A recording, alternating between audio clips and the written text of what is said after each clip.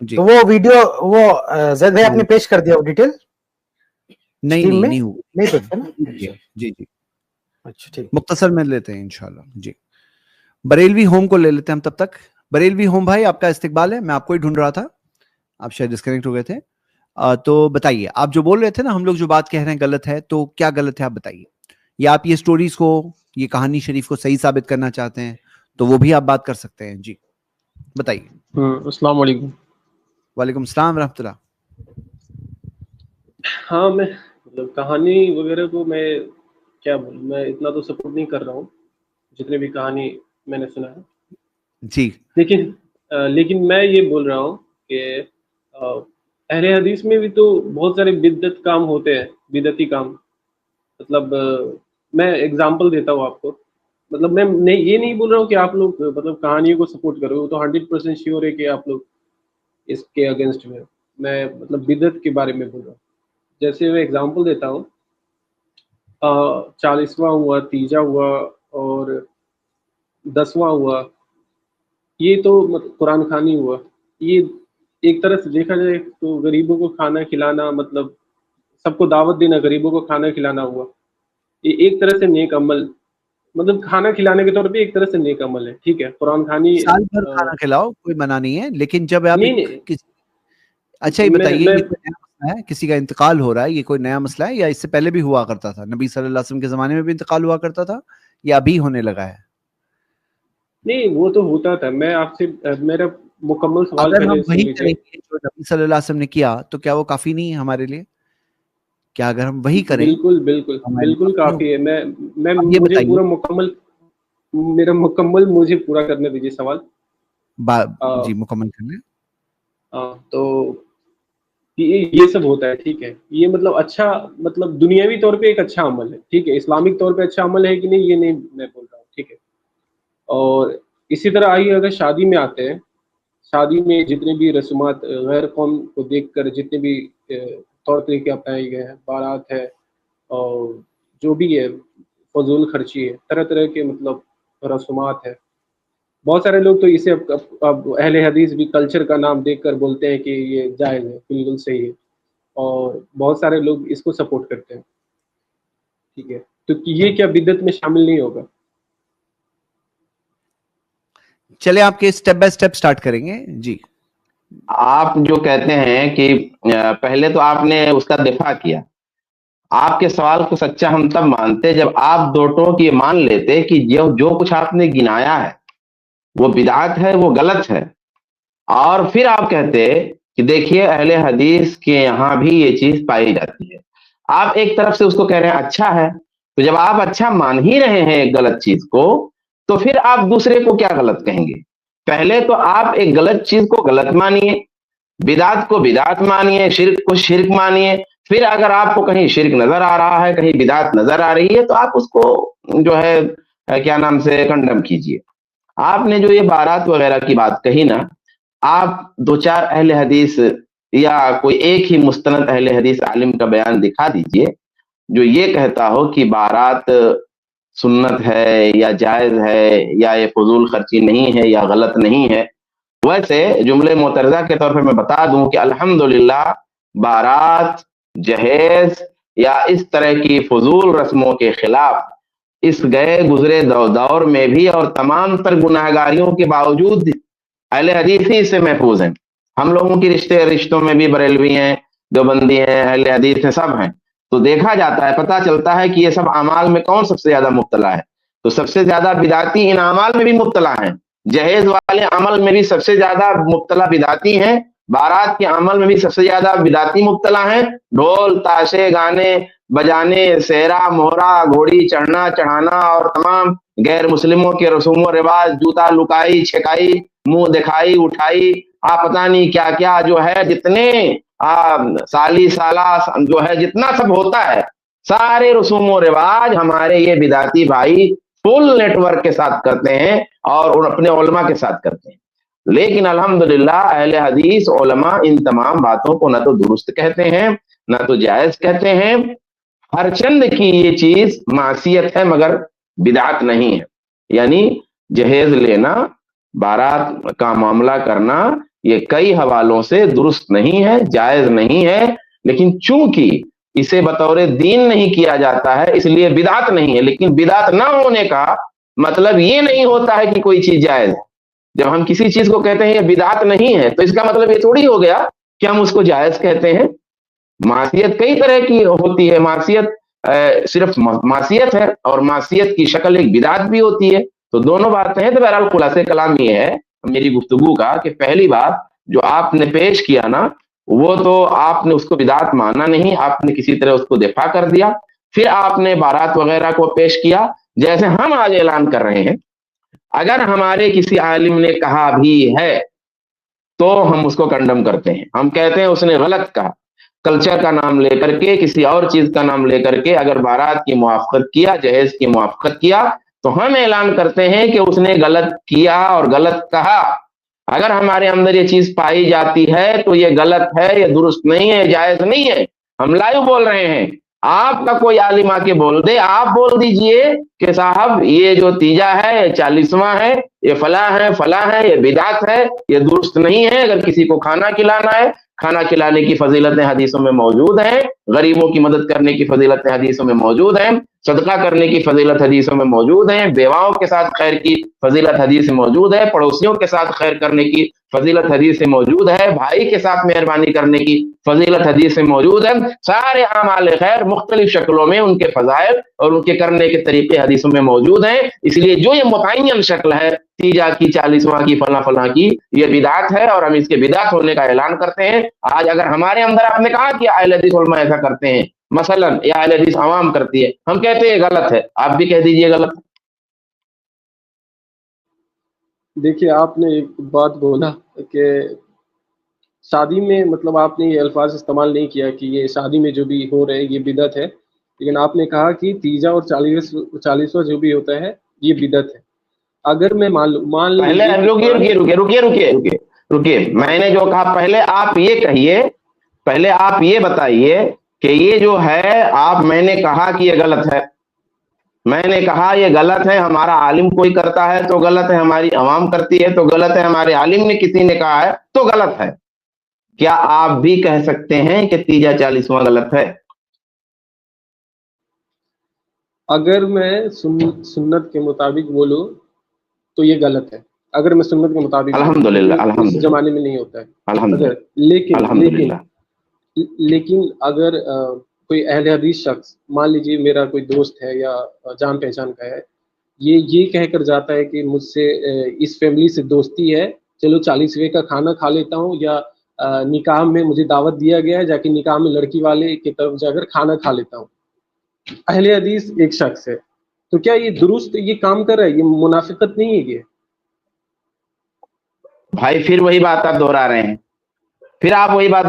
ہم یہ کہہ رہے ہیں کہ اگر کوئی 40واں میں جا کر کے کھانا کھا لیتا ہے، 40واں میں کھانے ہی کی بات کیا، اور بھی بہت ساری معصیتیں ہیں. کیا اہل حدیث پبلک میں لوگوں سے زنا تردد نہیں ہوتا ہوگا؟ کیا اہل حدیث پبلک میں کچھ لوگوں سے چوریاں نہیں ہوتی ہوں گی؟ کیا اہل حدیث پبلک میں کوئی جھوٹ نہیں بولتا ہوگا؟ کیا ایسا ہے کہ معصیت کا کیا یہ معصوم ہے؟ نہیں ہے. تو ظاہر سی بات ہے کہ اگر اہل حدیث کوئی 40ویں کا کھانا کھانے جاتا ہے یا بارات میں کھانا کھاتا ہے، جو بھی کرتا ہے، تو اس کے کرنے کی وجہ سے منافقت کا سوال کہاں سے آ گیا؟ بھائی ہم غلط کہتے ہیں، تبلیغ کرتے ہیں اس کی اور اس سے رکنے کی دعوت دیتے ہیں. ہماری دعوت میں ہو سکتا ہے پورا اثر نہ ہو رہا ہو، اللہ تبارک و تعالی ہمیں بخشے، ہم وہاں تک نہ پہنچ پا رہے ہوں، اللہ تعالی ہمیں بخشے. بہت سارے لوگ اللہ اور رسول کی بات نہیں مان رہے ہیں، کم مان رہے ہیں، زیادہ مان رہے ہیں، مکمل نہیں مان رہے ہیں، کچھ چھوڑ رہے ہیں، کچھ مان رہے ہیں. اللہ تبارک و تعالی جو ہے ان کو ہدایت دے. تو یہ عمل کر دینے کی وجہ سے، کسی معصیت کرنے کی وجہ سے منافقت کی کون سی بات آ گئی؟ یہ نفاق کا مسئلہ کہاں سے آ گیا؟ بھائی اس نے معصیت کیا، اس نے گناہ کیا، ہر گناہ ہر معصیت نفاق تھوڑی ہے کہ اس کو آپ نفاق کہیں گے. آپ گناہ کیوں نہیں اس کو کہتے؟ اگر وہ نفاق بھی ہے، اگر وہ نفاق کرتا ہے، یعنی ایک طرف تو یہ کہتا ہے کہ 40ویں کا کھانا درست نہیں ہے، اور دوسری طرف جا کر کے 40ویں کا کھانا وہ للچا گیا، گوشت دیکھ لیا، بریانی کی خوشبو دیکھ لی اور دالچے کی خوشبو پا گیا اور اس کے بعد بہک گیا، جا کے کھا لیا صاحب. تو ٹھیک ہے واقعی جو ہے اس کے قول و فعل میں تضاد ہے، غلط ہے. اس کے قول و فعل میں تضاد ہے, غلط ہے. ایک طرف تم کہتے ہو 40واں درست نہیں, دوسری طرف جا کے 40ویں کا کھانا بھی کھا رہے ہو. اس کو تبلیغ کی جائے گی, اس کو بتایا جائے گا, سمجھایا جائے گا, ہم تسلیم کر رہے ہیں. جی جی الحمدللہ. تو یہ ایک مجھے بات بتائیے کہ جب کوئی کسی کا انتقال ہو جائے تو اسے مطلب کیا کرنا چاہیے, مطلب اسلامی قانون کے حساب سے, اور جب کوئی نکاح کرے تو اسلامی قانون کے حساب سے اسے کیا کرنا چاہیے؟ میں دونوں بہت بھائی, یہاں پہ رکھتا یہ بہت مختصر, کیا اس میں بہت لمبا پوری شادی کا موضوع ہو جائے گا. بھائی نکاح کرے تو ولیمہ سنت ہے, کوئی نکاح کرتا ہے مرد کے ذمہ ہے, مرد کے ذمہ ہے, کوئی نکاح کرتا ہے, نکاح کا جو ایجاب و قبول کا جو طریقہ ہے اس طریقے پہ خطبہ مسنونہ ہوگا, اور ایجاب و قبول کی جو رسم ہے وہ ادا ہوگی, مہر اس میں طے ہوگا جو بھی ہے کم زیادہ, اور پھر لڑکی کی ذمہ داری ہے کہ ولیمہ ہوگا, اور لڑکی اس کے گھر رخصت ہو جائے گی. یہ مختصر سا طریقہ ہے, شادی کو آسان بنایا گیا ہے. کوئی شخص جو ہے انتقال کر جاتا ہے تو اس کے لیے بھائی اللہ کے رسول صلی اللہ علیہ وسلم نے بتایا ہوا ہے کہ اس کے ساتھ کیا کیا کرنا. اس میں سب سے اہم کام ہے اس کے جنازے کی نماز ہے, اور پھر اس کے مرنے کے بعد اس کے اقربا کو جو سب سے اہم ترین بات بتائی گئی ہے, اس کی اولاد کو, اس کے بیٹوں کو, اس کے بیٹیوں کو, اس کے دوستوں کی, اس کے حق میں دعائے مغفرت کریں, اس کے حق میں دعائے مغفرت کریں کثرت سے. اس کو جب موقع ملے اپنے حق میں دعا کریں, اس کے لیے دعا کریں. اور اسی طریقے سے میت کی طرف سے صدقہ بھی جائز ہے, تو عام صدقہ کے طور پہ آپ صدقہ بھی کر سکتے ہیں. اگر اولاد ہے آدمی کی تو جو بھی وہ اعمال خیر کرے گا انشاءاللہ تعالیٰ اس کے اعمال خیر میں اس کے باپ کی جو تربیت شامل تھی, اس کی ماں کی جو تربیت شامل تھی, اس کا بھی اجر ملے گا. میرے بھائی دین بہت سادہ سا ہے. یہ ساری چیزیں ہیں جو اللہ کے رسول صلی اللہ علیہ وسلم سے ثابت ہے, اور یار اتنی زیادہ ہیں کہ ہم عمل نہیں کر پاتے ہیں. اتنی زیادہ تو خود مستند طریقے سے ثابت ہے, یعنی حدیثوں کے نصوص میں اتنی واضح چیزیں موجود ہیں کہ ہم وہ عمل نہیں کر پاتے ہیں. تو جو موجود ہے آلریڈی وہ تو ہم عمل نہیں کر پا رہے ہیں, تو ہم لوگ یہ کہتے ہیں کہ بنانے کی کیا ضرورت ہے اپنے پاس سے عقل لگا کر کے, جو ہے وہی ہم نہیں کر پا رہے ہیں. ابھی دعا کرنا ہی دیکھ لیجیے آپ نا, کتنے لوگ دعا کر پاتے اپنے ماں باپ کے حق میں, بھول جاتے ہیں, کچھ کھانا وانا کھلا دیے, کچھ رسم کر دیے, 40واں تیجا اوجا کر دیے, اس کے بعد گیا بھول گئے, دعا ہی نہیں ان کے حق میں ہوتی ہے. تو دعا کریں, عمل خیر کریں, ان کی طرف سے صدقہ کریں. جنازے کی نماز بھی دیکھیے سراپا دعا ہی ہے. جنازے کی نماز کس لیے ہے؟ دعا کے لیے ہے, تاکہ اس کو مسلمانوں کی دعا پہنچے. تو اصل ضرورت جو ہے نا مرنے والے کو, وہ دعاؤں کی ہے. دعائیں کثرت سے اس کے حق میں ہونی چاہیے, اور اس کی طرف سے صدقہ بھی ہو سکتا ہے. اور اگر کوئی قرض وغیرہ اس کی طرف سے ہے تو وہ بھی ادا کر دیا جائے. اسی طریقے سے اس کی طرف سے روزہ وغیرہ چھوٹا ہوا ہے تو وہ بھی ادا کر دیا جائے. یہ ہے. جزاک اللہ خیرہ, میرے خیال سے کافی واضح ہوا ہوگا. اور جو آپ جو کہہ رہے تھے کہ کچھ فائدہ بھی دکھتا ہے اس میں, تو فائدہ تو شراب میں بھی ہوتا ہے, جوئے میں بھی ہوتا ہے. جوئے والی کمپنیز بھی کہتی ہے ہم جوئے کا اتنا پرسنٹیج ہم چیریٹی میں دیتے ہیں. شراب میں بھی کچھ فائدہ ہوتا ہے, قرآن کی آیت ہے اس بارے میں, لیکن اللہ سبحانہ تعالیٰ نے وہ چیز منع کیا ہے. تو جب شراب اور جوئے میں کچھ فائدہ ہو سکتا ہے تو بدعت میں کچھ فائدہ ہو سکتا ہے. کس نے کہا نہیں ہو سکتا ہے؟ بالکل ہو سکتا ہے. لیکن جو اوریجنل دین, جو دین نبی صلی اللہ علیہ وسلم ہمیں چھوڑ کر گئے, ہم اس چیز پہ قائم رہیں گے. اس میں ایک نیچرل اٹریکشن ہے, وہ چیز فطرت والا دین ہے, جس میں دنیا کے لوگ بھی جب وہ دین کی طرف دیکھیں گے جو سچا دین ہے, صحیح دین ہے, تو اس کی طرف وہ اٹریکٹ ہوتے ہیں. اور جس طرح سے جتنا بگاڑ ہم پیدا کریں گے اتنا لوگ دور جائیں گے. چاہے انسان کو دنیاوی فائدہ دکھ رہا ہو, لیکن حقیقت میں وہ نقصان ہی کر رہا ہے, کیونکہ بھروسہ اللہ پہ کرنا ہے. ایمان ہم نے اللہ پہ لایا ہے. جب اللہ تعالیٰ نے کوئی دین ہمیں دیا ہے اور وہ فائنل دین ہے, اس میں نئی چیز لانے سے منع کیا, وہ مکمل دین ہے, تو اس کے اندر ہم کیسے اضافہ کر سکتے ہیں؟ ہاں جی. تو امید کرتا ہوں آپ کے سامنے یہ باتیں واضح ہوئی ہوگی انشاءاللہ.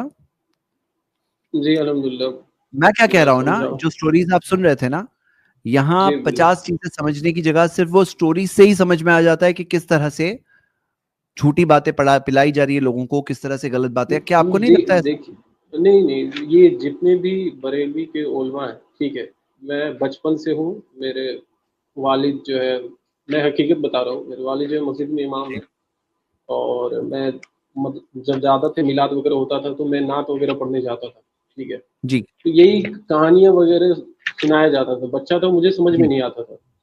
جی, آپ بہت کہانی سن چکے ہیں ایسا لگ رہا ہے. ہاں بہت آپ لوگ تو ابھی کچھ ابھی سلیکٹ کر کے لا رہے ہو نا, میں اور بھی بہت زیادہ کہانیاں سن چکا ہوں. بہت کہانی سن چکے ہو. جی. لیکن میں کیا بولوں, اللہ تعالیٰ نے مطلب کسی کے بھی ہاتھوں مطلب مجھے صحیح راستے پہ لایا. انجینئر محمد علی مرزا کو تو سب جانتے ہیں, ٹھیک ہے, سب نہیں جانتے ہیں بے شک, جو اس کو فالو کرتے ہیں اسے وہ جانتے ہیں, لیکن کیسے بھی شخص ہو, لیکن میرا جو بریلوی بلیف تھا اسے توڑ دیا اس نے, ٹھیک ہے, پروف دے کر توڑ دیا, اور میں ان سب کہانیوں سے بالکل دور ہو گیا ہوں. اور ایک طرح سے گھر میں سب کے سب ابھی بریلوی ہیں, ٹھیک ہے, لیکن ان سب جتنے بھی شرکی عقائد ہیں سب سے الحمدللہ سب کو دور کر چکا ہوں میں. الحمدللہ. تو میں آپ کو کیا دعوت دیتا ہوں کہ دیکھیے آپ توحید تک نہیں, دیکھیے جہاں تک مرزا علی انجینئر کی بات ہے نا, مرزا علی انجینئر کی بات ہے, تو بھائی دنیا میں کامل باطل کوئی بھی نہیں ہوتا ہے, ہر باطل کے اندر کوئی نہ کوئی اچھائی ہوتی ہے. اور مرزا علی انجینئر نے بھی ظاہر سی بات ہے اب اس کو لوگوں کو اپنے گرد پہلے جمع کرنا تھا, تو اس نے پہلے یہ توحید کی باتیں کی, اور یہ بہت اچھی باتیں ہیں بھائی. توحید کی جو خوارج کے اندر بھی بہت ساری ایسی خوبیاں پائی جاتی تھیں. اللہ کے رسول نے فرمایا کہ وہ نماز پڑھیں گے تو ان کی نمازوں کے آگے تم اپنی نماز کو حقیر جانو گے, وہ روزے رکھیں گے, وہ تلاوت کریں گے تو ان کی تلاوت کے آگے تم اپنی تلاوت کو حقیر جانو گے. تو اچھائیاں تو اگر کسی کوئی بھی آدمی جو باطل نظریے پر ہو نا, ایسا نہیں کہ اس کے اندر کوئی اچھائی نہیں ہوتی. اگر کوئی بھی اچھائی نہیں ہوگی تو لوگ اس کے گرد جمع کیوں ہوں گے بھائی؟ اس نے یہی سب باتیں کر کے تو لوگوں کو اپنے گرد جمع کیا.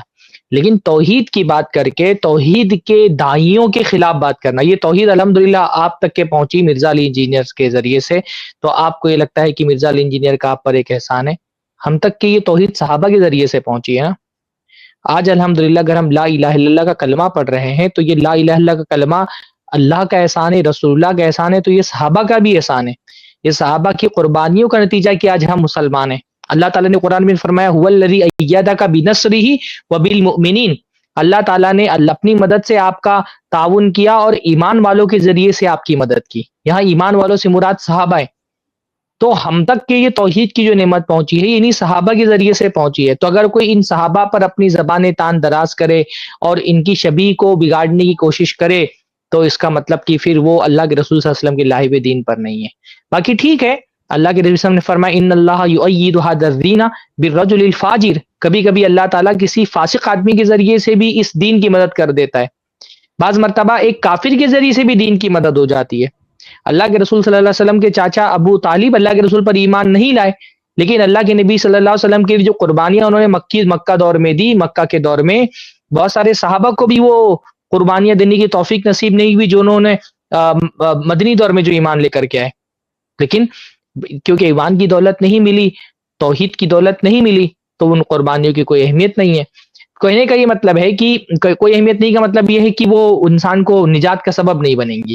تو کہنے کا یہ مطلب ہے کہ دین کی کوئی خدمت کر لینا یہ ٹھیک ہے, اچھی بات ہے, لیکن اس کا یہ مطلب نہیں کہ اس آدمی نے دین کی کوئی خدمت کی ہے تو وہ دو دین کے سب سے بڑے خادم ہیں اللہ کے رسول کے صحابہ, ان پر زبان دان دراز کرنے کا حق اس کو حاصل ہو گیا. اللہ تعالیٰ ہم سب کو توحید کی نعمت سے نوازے. یہ جو توحید کی نعمت ہم تک پہنچی ہے یہ صحابہ کرام کی قربانی کے نتیجے میں ہی ہم تک پہنچی ہے. جی فرمائیں. جی حضرت, میں آپ کے بات سے پورا سہمت ہوں. میں یہ نہیں بول رہا میں بلائنڈلی فالو کرتا ہوں انجینئر مرزا کو, میں یہ نہیں بول رہا ہوں. آپ کو جو بھی نہیں میں بھی میں یہ نہیں کہہ رہا کہ آپ یہ کہہ رہے ہیں, میں کہہ رہا ہوں کسی سننے والے کو یہ ہو سکتا ہے کہ بھائی دیکھیے ہمارے آج توحید کا یہ جو بریلویوں کی قبر پرستی ہے, مزار پرستی ہے, شرک پرستی ہے, اس کے خلاف تو ایک زمانے سے اہل حدیث تحریک چھیڑے ہوئے ہیں نا.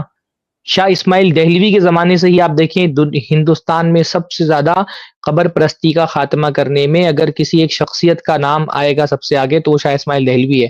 اور کوئی یہ کتاب اگر سب سے زیادہ جس نے توحید کی دعوت کو عام کرنے میں سب سے اہم ترین کردار ادا کیا ہے تو وہ تقویۃ الایمان ہے. بڑی تعداد میں جن لوگوں نے قبر پرستی اور برگاہ پرستی سے توبہ کی ہے وہ شاہ اسماعیل دہلوی ہے.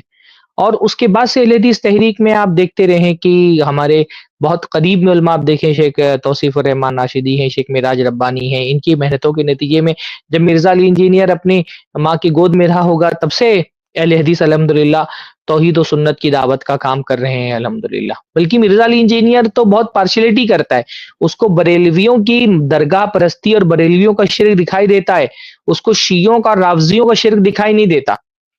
شیعوں کے لیے وہ ہر طرح سے اپنے دل کو اور اپنی زبان کو نرم رکھتا ہے. اگر کوئی آدمی واقعتاً توحید کا داعی ہے اور شرک کا مخالف ہے تو پھر اس کو ہر طرح کی شرک کی مخالفت کرنی چاہیے. یہ نہیں کہ بریلویوں کے شرک اور بریلویوں کی بابا پرستی کے خلاف آپ بہت بولیں اور جو اصلی مشرک اور اصلی جو ہے وہ قبر پرست ہیں، مزار پرست ہیں، روافظ، اور ان کو چھوڑ دیں آپ. تو میں یہ کہہ رہا ہوں کہ ٹھیک ہے، اللہ تعالیٰ نے آپ کو ایک آدمی کے ذریعے سے ہدایت دی ہے، بہت اچھی بات ہے. اللہ تعالیٰ کسی کو بھی ہدایت کا ذریعہ بنا دیتا ہے، لیکن کسی کے ذریعے سے ہدایت ملنے کا یہ مطلب نہیں کہ وہ آدمی کامل طور پہ بھرا. بارک اللہ فیکم. اچھا سرفراز بھائی، یہ ایک جملہ آپ نے بولا نا تو مجھے ایک چیز یاد آ گئی کہ یہ شرک اور یہ بدعات اور یہ تصوف، ان تینوں کا اصل میں اصل مرجع اور اصل جڑ آپ دیکھیں گے یہ شیعہ ہیں. جتنے صوفیاء ہیں نا، آپ دیکھیے نا، آپ ان کی سوانح پڑھ کے دیکھ لیجیے، آپ دیکھیں گے نا کہ وہ ایران سے آئے، ان کی آمد ایران سے ثابت ہوتی ہے. اور جو تصوف کی جڑیں ہیں، آپ ان جڑوں کا جا کر کے مطالعہ کیجئے تو وہ بھی آپ کو شیعوں میں جا کے ملے گا. شرک کی ابتدا بھی امت میں آپ کو شیعوں سے ملے گی. تو جتنی جو بھی شرک ہے، جو بھی بدعت ہے، جو بھی قبر پرستی ہے، اور جو بھی یہ تصوف کا پورا سسٹم ہے، یہ سارا کا سارا شیعوں سے آیا ہوا ہے، روافظ سے آیا ہوا ہے. تو فراز بھائی نے جو یہ بات کہی نا کہ اگر تم شرک کے بارے میں اتنے اور توحید کے سلسلے میں اتنے غیرت مند ہو اور شرک سے تمہیں اتنی نفرت ہے، تو پھر بھائی بریلویوں کے شرک تو تم کو دکھتے ہیں، ان کی بدعت تو تم کو دکھتی ہے، ان کا تصوف، ان کی کہانیاں تم کو دکھتی ہیں. بھائی روافظ کی کہانیاں سن لیں گے تو اڑ جائیں گے، یہ کھوپڑی اڑ جائے گی. ان کی کہانیاں سنیں گے نا تو یہ کھوپڑی اڑ جائے گی. ساری کہانیاں وہیں سے آتی ہیں، ان کے ہاں تو اور ہی کوئی سر پیر نہیں ہوتا. لیکن یہ بندہ کبھی ان پہ رد نہیں کرتا یا ان کے لیے نرمی دکھاتا ہے. یہ بہت اہم بات انہوں نے کہی ہے، اور اس سے بات سمجھ میں آتی ہے کہ یہ کیا ہے. بہت اہم بات ہے، بہت اہم بات ہے. دیکھیے بنو امیہ کے خلاف جو ہے آدمی زہر اگلتا ہے، جبکہ بنو امیہ نے اپنے دور میں شرک اور اس طرح سے بدعات کے لیے کوئی جگہ، کوئی گنجائش نہیں دی. بعد میں آپ عباسی دور دیکھیں، فاطمی دور دیکھیں، ان لوگوں نے کتنا سپورٹ کیا بدعات و خرافات کو. بھائی ہر طرح کے آدمی کو ہر طرح کی کتابیں لا کے لائبریریوں میں رکھنا، ہر طرح کے آدمی کو چاہے منطق فلسفہ کسی بھی طرح کا ہو اس کو جگہ دینا، یہاں تک کہ یہ جو فتنہ تھا خلق قرآن کا اس کی سرپرستی کرنا. تو ایک بلکہ یہ علی مرزا کی ایک ویڈیو دیکھ رہا تھا، بار بار وہ کہتا بندہ کہ بنو امیہ گالی دیتے تھے اہل بیت کو. ارے بھائی بنو امیہ آپ ان کی تاریخ پڑھو، یہ جو بعد کے خلفاء تھے ان لوگوں نے جو ہے گالی دینا، یہ بنو امیہ کو گالی دیا الٹا. بلکہ عمر بن عبدالعزیز رحمہ اللہ کے بارے میں کہا جاتا ہے کہ انہوں نے جو بنو امیہ گالی دیتے تھے انہوں نے آ کے رکوایا ہے. جبکہ تاریخ ابن عساکر کی صحیح روایت ہے کہ واقعی انہوں نے گالی رکوائی، لیکن کون سی گالی؟ وہ اہل بیت کو گالی نہیں جاتی تھی، وہ بنو امیہ ہی کو گالی دی جاتی تھی. تاریخ ابن عساکر کی روایت ہے کہ ایک شخص کو عمر بن عبدالعزیز رحمہ اللہ نے کوڑے مارے کیونکہ وہ امیر معاویہ کو گالی دے رہا تھا. تو عمر بن عبدالعزیز رحمہ اللہ نے جو گالی رکوائی ہے وہ بنو امیہ کو گالی دی جا رہی تھی، عثمان بن عفان کو گالی دی جا رہی تھی. تو ان لوگوں یہ عباسی دور میں اور یہ فاطمی دور میں یہ بنو امیہ کو گالیاں دی گئی، ان کو اوٹ پٹنگ کہا گیا ہے. تو یہ سارا یہ جو کہتے ہیں اہل بیت کا، جو جن کو یہ اہل بیت مانتے ہیں، اور اس میں بہت سارے لوگوں کا خاندانی طور پر نسب ثابت ہے، کچھ لوگوں کا خاندانی طور پر اہل بیت سے نسب ثابت بھی نہیں ہے جیسے فاطمی خلفاء، لیکن یہ تشیع کے اس میں زمرے میں آتے ہیں. ان سب نے ہر طرح کی بدعت و خرافات گڑھی ہے، امت میں رائج کی ہے، لیکن ان کا رد جو ہے نہیں ہوتا ان لوگوں سے. جی جی حضرت، مطلب آپ لوگوں جیسے آپ لوگ بھی پہلے سے بہت پہلے سے یوٹیوب پہ ہو، لیکن آپ لوگوں تک میں پہنچ ہی نہیں سکا. کیوں؟ وجہ یہ ہے کہ ہم لوگوں کو کہا جاتا ہے کہ مطلب وہابیوں کو نہیں سننا چاہیے، ٹھیک ہے، ان سے دور رہنا چاہیے، ٹھیک ہے. لیکن آہستہ آہستہ قربت جو ہے مجھے مطلب آپ ہی لوگوں سے مطلب زیادہ ہوتی ہے. مطلب پہلے جیسا تھا ویسا نہیں ہو پاتا ہے بریلوی سے اتنا تعلق. نہیں، آپ خود سوچئے، جو ساری باتیں آپ کے سامنے ہیں آپ دیکھیے، سوچئے. اور انسان کو زندگی میں اللہ تعالیٰ نے موقع دیا ہے، انسان صحیح راستہ بھی چن سکتا ہے، غلط راستہ بھی چن سکتا ہے. آپ نے جو شروع میں جو بات کہی تھی نا، اگر آپ انصاف سے بات سوچو گے نا تو جو اہل حدیثوں کے بارے میں آپ نے شروع میں بات کہی تھی وہ باتیں بالکل صحیح نہیں ہے، بالکل غلط ہے، غلط فہمی ہے آپ کو. یہ حقیقت ہے. ہاں انشاءاللہ حضرت یہ حقیقت ہے. یہ کچھ لوگ ہیں جسے میں نے دیکھا ہے یہ کرتے ہوئے اہل حدیث ہی جماعت سے. تو جیسے شیخ شعبان نے آپ کا جواب دیا نا کہ ایسے انفرادی طور پہ، انڈیویجول طور پہ کون کیا کر رہا ہے، تو اگر کوئی غیر مسلم اسلام کے بارے میں فیصلہ کرتا ہے کسی مسلمان کا عمل دے کر کے تو وہ صحیح غلط ہے. یعنی کوئی مسلمان کوئی غلط چیز کر رہا ہے، اسے دیکھ کر کے کوئی غیر مسلم کہے، اس سے پتہ چلتا ہے اسلام غلط ہے، تو وہ اس کا فیصلہ غلط ہے نا. تو یہاں پہ بھی اگر کوئی ایک عوام میں کوئی انسان اہل حدیثوں میں ایسا کوئی کام کر رہا ہے جو صحیح نہیں ہے تو ہم اس شخص کو غلط کہیں گے. ہم کن اصولوں پہ ہے وہ اصولوں کے بارے میں آپ ہمارے جو بڑے علماء ہیں جو اسکالرز ہیں انہوں نے جو بات بتائی ہے آپ اس سے جج کریے کہ ہم کن اصولوں پر ہیں. تو الحمدللہ وہ اصولوں کی باتیں ہم لوگ یہاں کرتے رہتے ہیں. امید کرتا ہوں آپ کے سامنے کئی باتیں آئی ہوگی. ٹھیک ہے آج کے لیے حضرت آخری ایک چھوٹا سا سوال ہے, بس اتنا بتا دیجیے کہ گھر کے لوگ جیسے مطلب جتنے بھی مطلب عوام میں لوگ عام طور پہ جو عالم نہیں ہے ٹھیک ہے بریلوی اور میرے گھر کے بھی لوگ وہ جب دعا مطلب کسی مطلب بزرگ کے مدار پہ جاتے ہیں تو یہ ان لوگ کا خیال ہوتا ہے. ہم کسی عالم کا میں بات نہیں کر رہا, وہ عالم تو اور مطلب گئے گزرے ہیں مطلب وہ الگ لیول کے ہیں, لیکن جو بھی عوام میں یہ ہے کہ وہ بولتے ہیں کہ بزرگ کو کہتے ہیں کہ وہ میرے لیے دعا کریں گے اللہ سے, تو کیا یہ شرک میں آئے گا؟ لیکن عالم تو ڈائریکٹ بولتے ہیں کہ ڈائریکٹ مانگو, مطلب ایسے کچھ عالم ہے.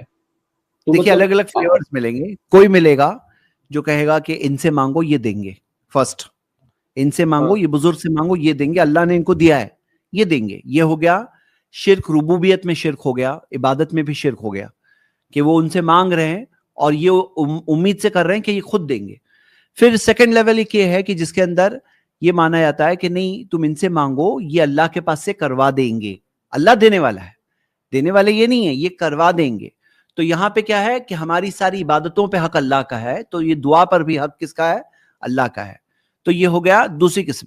تیسری قسم یہ ہے کہ آپ ان سے مانگو یہ اللہ سے مانگیں گے, آپ ان سے دعا کرو تو یہ اللہ سے دعا کریں گے, آپ کی فرمائش آگے پہنچا دیں گے. یہ دوسرے میں ہی اس کو شامل کر سکتے ہیں.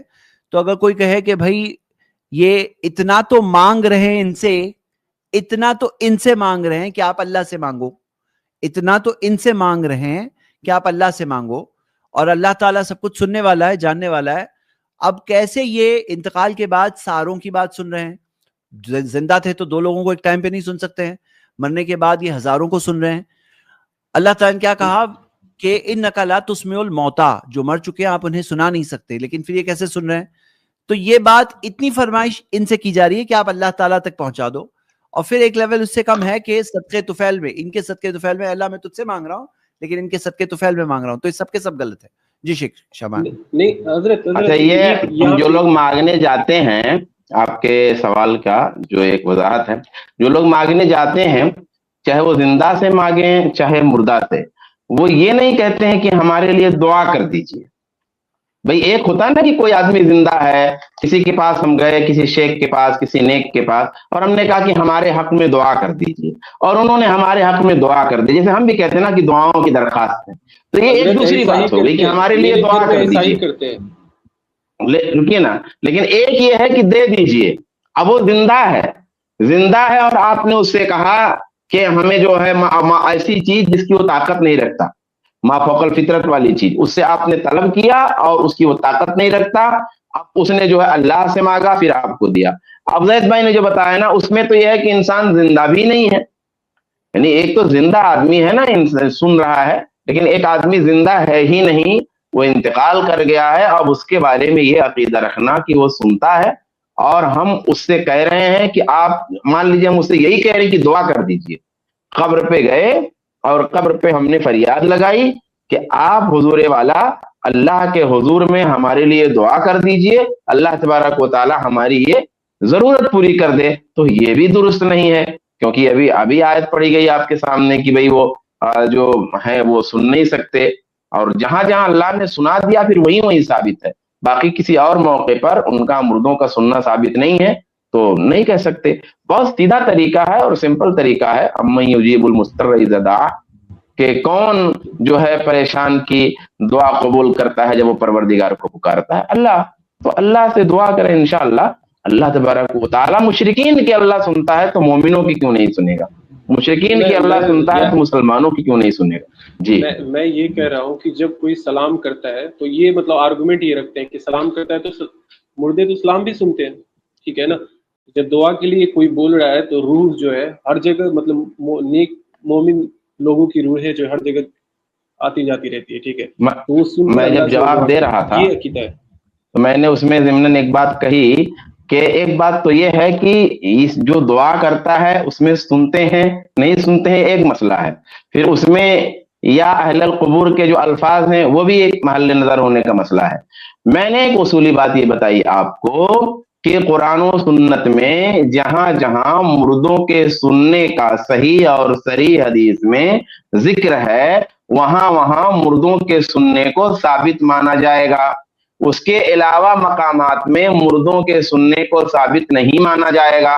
دوسری بات یہ ہے کہ مردے تو کافر ہو کر کے بھی سن سکتے ہیں. بھائی بدر کے جو کافر مارے گئے تھے رسول گرامی صلی اللہ علیہ وآلہ وسلم نے ان کو خطاب فرمایا تو پوچھا گیا کہ اللہ کے رسول یہ سن رہے ہیں تو کہاں تم سے زیادہ سن رہے ہیں. تو اب وہ کنڈیشن تھی وہاں مردوں نے سنا. ایسے مختلف مقامات پر جہاں بھی کسی روایت میں موجود ہے صحیح روایت میں مردوں کے سننے کی بات تو وہاں وہ سن رہے ہیں. باقی اور مقامات پہ سننے کے لیے دلیل چاہیے کیونکہ اصول یہ ہے کہ مردے نہیں سنتے ہیں. اصل اصول یہ ہے کہ مردے نہیں سنتے ہیں اور قرآن پاک میں اس کی شہادتیں ہیں. بلکہ نہ سننے کے لیے مشبہ بہ ہی بنایا گیا مردوں کو کہ بھائی یہ ایسے نہیں سنتے ہیں جیسے مردے نہیں سنتے ہیں. تو مردوں کے لیے اصول یہ ہے کہ وہ نہیں سنتے ہیں. کوئی ایکسیپشن آ گیا ہے جتنا ایکسیپشن آیا ہے اتنا مانا جائے گا. باقی عام اصول عام قاعدہ نہیں ختم ہوگا. سمجھ رہے جیسے جانور کے بارے میں کیا بھائی جانور کلام نہیں کرتا جانور کلام نہیں کرتا پرندہ کلام نہیں کرتا. انسان کے بارے میں ایسے کچھ اصول ہیں. ایسے درخت نہیں چلتے. اب اگر کسی معجزے سے مردے زندہ نہیں ہوتے دوبارہ یہ اصول ہے. مردے دوبارہ زندہ نہیں ہوتے یہ اصول ہے. اب عیسیٰ علیہ السلام زندہ کرتے تھے ایکسیپشن ہے. اب جہاں ثابت ہے اتنا مانا جائے گا.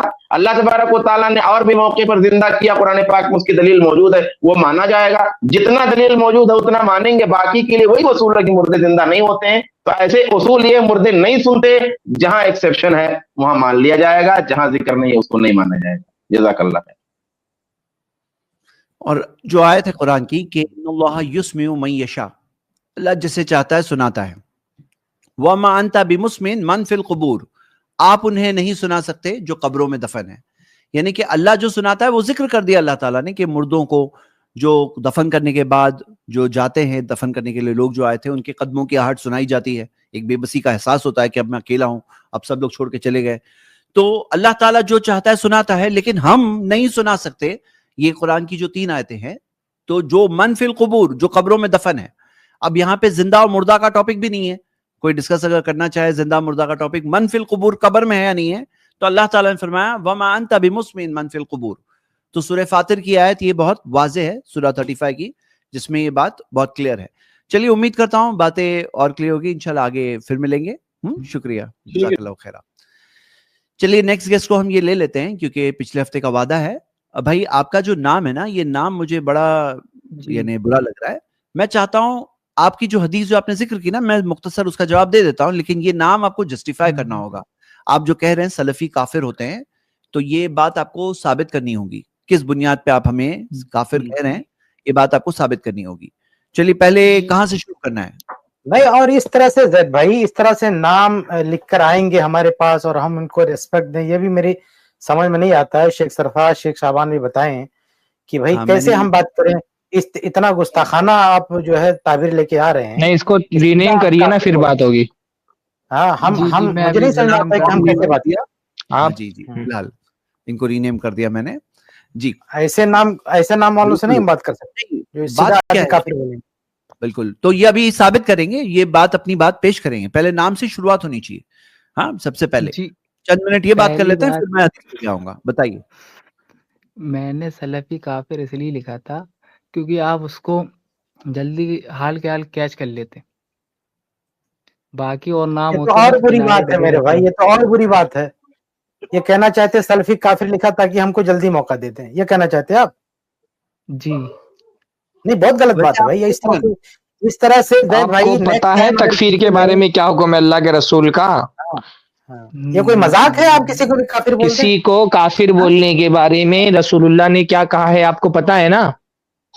جی جی معلوم ہے کیا کہا ہے. آپ کے لیے چھوٹی موٹی بات ہے. اللہ کے رسول نے کہا من قال لاخی یا کافر فقط با بها احدهما کہ جو اپنے بھائی کو کافر کہے دونوں میں سے ایک کافر ہو جاتا ہے. تو آپ سلفیوں کو کافر مانتے کہ نہیں مانتے. کافر مانتے ہیں آپ سلفیوں کو. نہیں تو پھر اس کا مطلب کہ اگر آپ جو کافر نہیں اس کو آپ کافر کہیں گے تو آپ خود کافر ہو جائیں گے. کفر کوئی چھوٹی موٹی چیز ہے. آپ چھوٹے سے ایک مسئلے پر कैसे अजीब बात है ये कितनी नामाकुल हरकत आपने की, आपको तौबा करना चाहिए अल्लाह ताला से। नेक्स्ट टाइम हमारी गुजारिश है, कोई भी इस तरह के नाम रख के आएगा हम उससे नहीं बात करेंगे, सीधा हमको आके काफिर बोलेगा, सल्फी काफिर है, बिल्कुल। और ये इसलिए कि हमको पहले ले लें, ये रुझान नहीं होना चाहिए कि लोगों की आदत बन जाए उठ पटांग नाम रखना कि इससे हमको ले जाएगा। तो ये शौक कोई ना पाले भाई, ऐसे आदमी को हम नहीं लेंगे जो इस तरह के नाम रखेगा। तो अपना जो फितरी नाम वो रखें आप कमेंट में रिक्वेस्ट कर सकते हैं हमको पहले लीजिए, लेकिन ये क्या तरीका है कि आप उठ पटांग नाम रखेंगे और ये समझेंगे कि उस बुनियाद पर हम आपको पहले मौका दे देंगे सवाल करने का? नहीं, ये गलत बात है। अच्छा, ये बात तय थी ना, ये बात तय थी कि आपको इतने टाइम लिया जाएगा, 11:30 बजे का वक्त तय था भाई, तो फिर क्या नाम वगैरह बदलने की जरूरत थी? चलिए आपसे कुछ तय नहीं होता तो कोई बात होती, आपसे तो ऑलरेडी तय है कि ये टाइम है आपका बात करने का, तो ये तो उज़्र भी गलत है आपका। जी तो आपको अभी क्या सवाल पूछना है, बताइए। सवाल मेरा वही था, मुसन्नफ इब्न अबी शैबा की रिवायत में जिसमें सैयदा फातिमा का घर जलाया जाता, उस पर मेरा सवाल था। अच्छा, मुसन्नफ इब्न अबी शैबा की हदीस में हाँ फातिमा रज़ियल्लाहु अन्हा का घर जलाया जाता है। हाँ ठीक है, हदीस आपके सामने है। ये इसमें ये कहाँ है जलाया जाता है? कहाँ है ये, कहाँ है पहले बताइए। इस मतन में आप बताइए कि कहाँ लिखा है कि घर जलाया गया? हाँ, घर जलाया गया कहाँ? सनद पे तो बाद में बात होगी, लेकिन मतन तो पहले तय हो जाए क्या है उसमें, इसमें कहाँ है कि घर जलाया गया? तो भाई आप धमकी दे गई थी, आपको पता भी है, तो आप उसको क्या माना दे रहे हैं घर जलाया गया? ये क्या बात होती है? आप उसको ये माना पहना रहे कि घर जलाया गया, ये तो गलत बात है ना। जो चीज रवायत में है ही नहीं वो क्यों आप पेश कर रहे हैं? जी आप इसकी सनद पर आप बताइए। इसकी सनद नहीं, तो आप ये बात को एक्सेप्ट करते हो ना कि आपने गलत बात कही, जो लिखा ही नहीं है, हदीस में मौजूद नहीं है। आप जब इतनी तैयारी करके आए, हदीस नंबर याद है कि नहीं याद है? आपको हदीस का नंबर याद है कि नहीं याद है? नंबर याद है? मैंने हटा दिया हदीस सामने से। हदीस का नंबर याद होगा आपको? याद होगा कि नहीं? अरे भाई बताओ, अनम्यूट करो जी, सॉरी। हाँ बताइए, हदीस का नंबर याद है कि नहीं याद है आपको? हेलो, ये तो शायद हमने कहा था ना कि मुरसल रवायत है, आप इसके बारे में। हाँ शेख, एक मिनट, मैं जरा इनसे पूछना चाह रहा हूँ, मैंने खास हदीस को हटाया स्क्रीन से। आपको हदीस नंबर याद है कि नहीं याद है? जी याद है मुझे। क्या नंबर है बोलो? इसका इस्लाम 1 का मुझे याद है, जो कि इंजीनियर ने दिया। अच्छा, नंबर तो बताओ। जी हदीस का नंबर बताओ। इन्होंने क्या कहा अभी जैद भाई, थोड़ा सा रुकते हैं। इन्होंने कहा कि इस्लाम पता नहीं कौन सा बताया आपका, किसने बताया था आपको, हवाला दिया था उस चीज का? मैंने सबसे पहली मर्तबा सुना था इंजीनियर से। बस अब रुक जाइए, ये बताइए कि अली मिर्जा इस रवायत को सही मानता है? ईमानदारी से बताइए। नहीं मानता। तब क्या तमाशा है भैया? अली मिर्जा खुद इस रवायत को सही नहीं मानता है, फिर आप क्या इसको लेके ढो रहे हैं?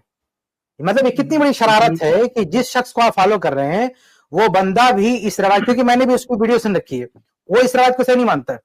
वो बंदा इस रवायत को सही नहीं मान रहा है और आप उसको लेके ढो रहे हैं।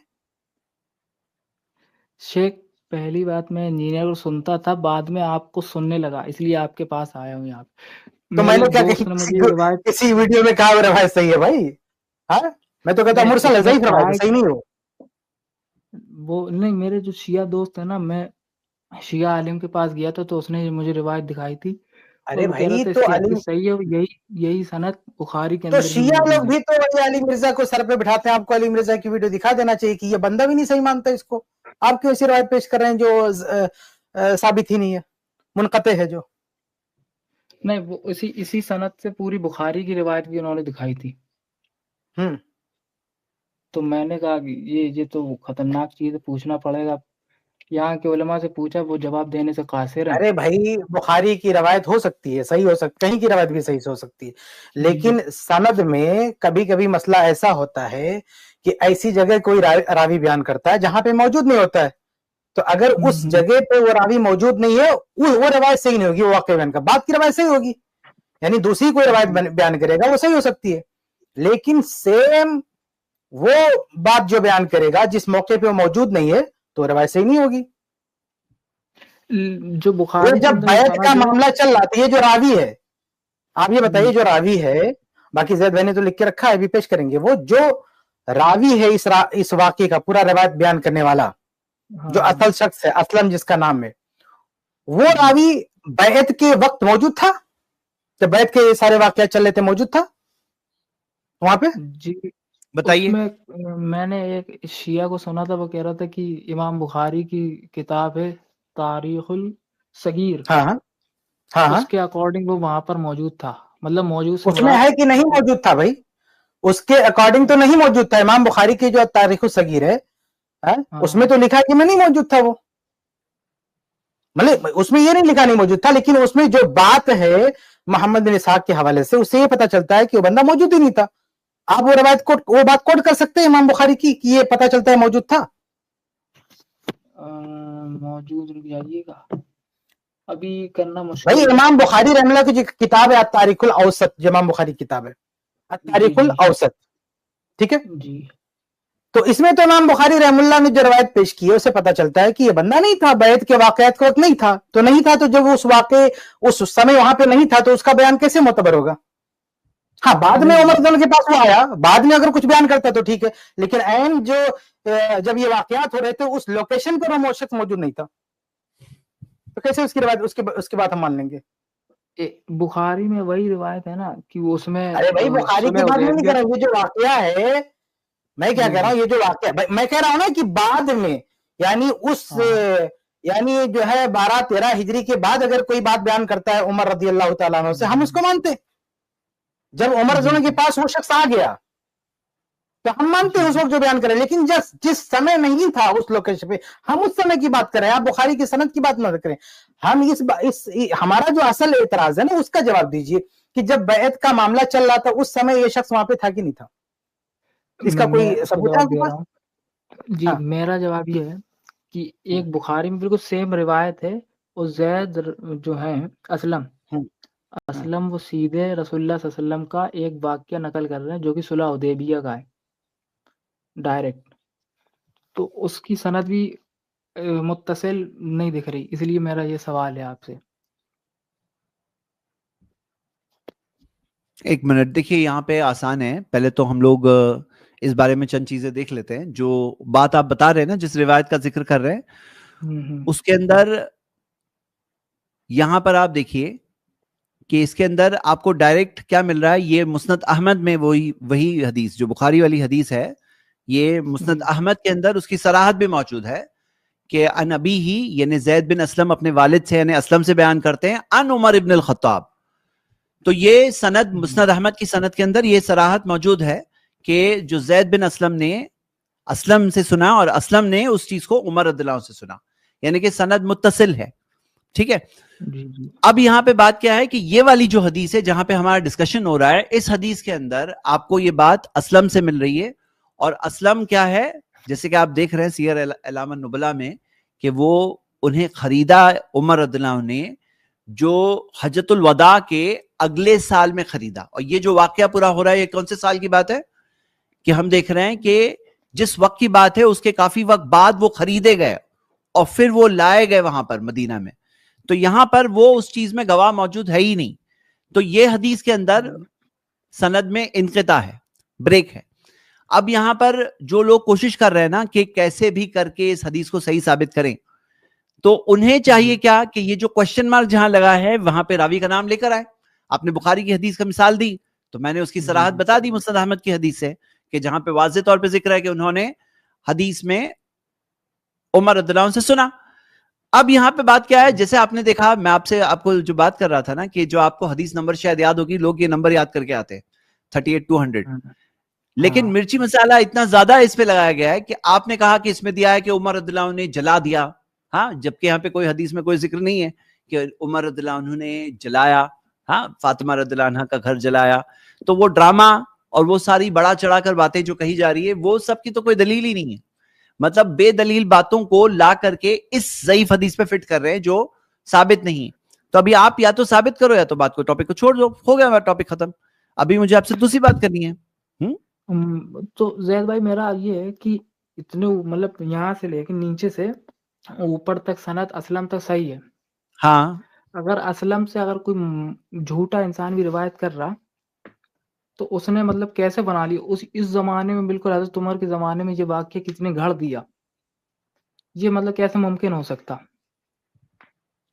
ٹھیک ہے، یعنی کہ آپ کا یہ قاعدہ ہے کہ کوئی بھی سند متصل نہیں ہے وہ مانیں گے، بس اوپر کی طرف میں راوی غائب ہو تو چلے گا، آپ کا یہ ماننا ہے؟ نہیں، میرا تو آپ کو سوال ساری وہ حدیثیں ماننی پڑے گی جو یہ ٹائپ کی ہے. میرا اور جو سوال آپ نے جو علوم الحدیث کے بارے میں جو اعتراض اٹھایا نا کہ اوپر راوی غائب ہے تو کیسے، نیچے سے تو ہے. دیکھیے یہاں پہ بات کیا ہے کہ جو نیچے سے جو ہے، اوپر جو ایک راوی مسنگ ہے، جیسے پانی کا پائپ ہے، اگر مان لو کہ ایک جگہ پہ جا کے بریک ہو رہا ہے تو پانی نل میں نہیں آنے والا ہے. یا الیکٹرک کا وائر ہے جو بہت اچھا ہے، نیچے سے اوپر تک پورا ہے، لیکن اوپر جا کے تھوڑا وہاں پہ آ کے بریک ہے تو بھی الیکٹرک کرنٹ نہیں آنے والا ہے.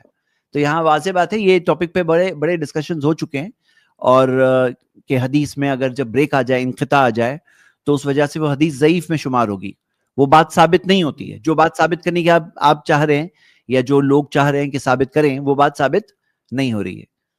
ہاں، کوئی اور سوال؟ آپ یہ بتا دیجئے بھائی صاحب، آپ یہ بتا دیجئے کیا اللہ کے نبی صلی اللہ علیہ وسلم سے معاذ اللہ کوئی شرکیہ بات کا صدور ہو سکتا ہے؟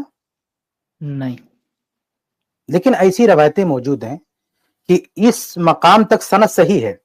شیخ البانی رحمہ اللہ کی کتاب ہے قصۃ الغرانیق، اس میں انہوں نے کئی سندیں پیش کی ہیں جہاں تک یہ چین پہنچتا ہے، یعنی تابعی تک آپ دیکھیں گے کہ اس کی سند جو ہے صحیح ملے گی آپ کو، یا اس سے نیچے تک صحیح ملے گی. لیکن آگے مرسل ہونے کی وجہ سے، منقطع ہونے کی وجہ سے شیخ البانی رحمہ اللہ اس روایت کو جھوٹا بولتا ہے. ہم بھی شیخ البانی رحمہ اللہ کے ساتھ جو ہے متفق ہیں کہ واقعی یہ ثابت نہیں ہے.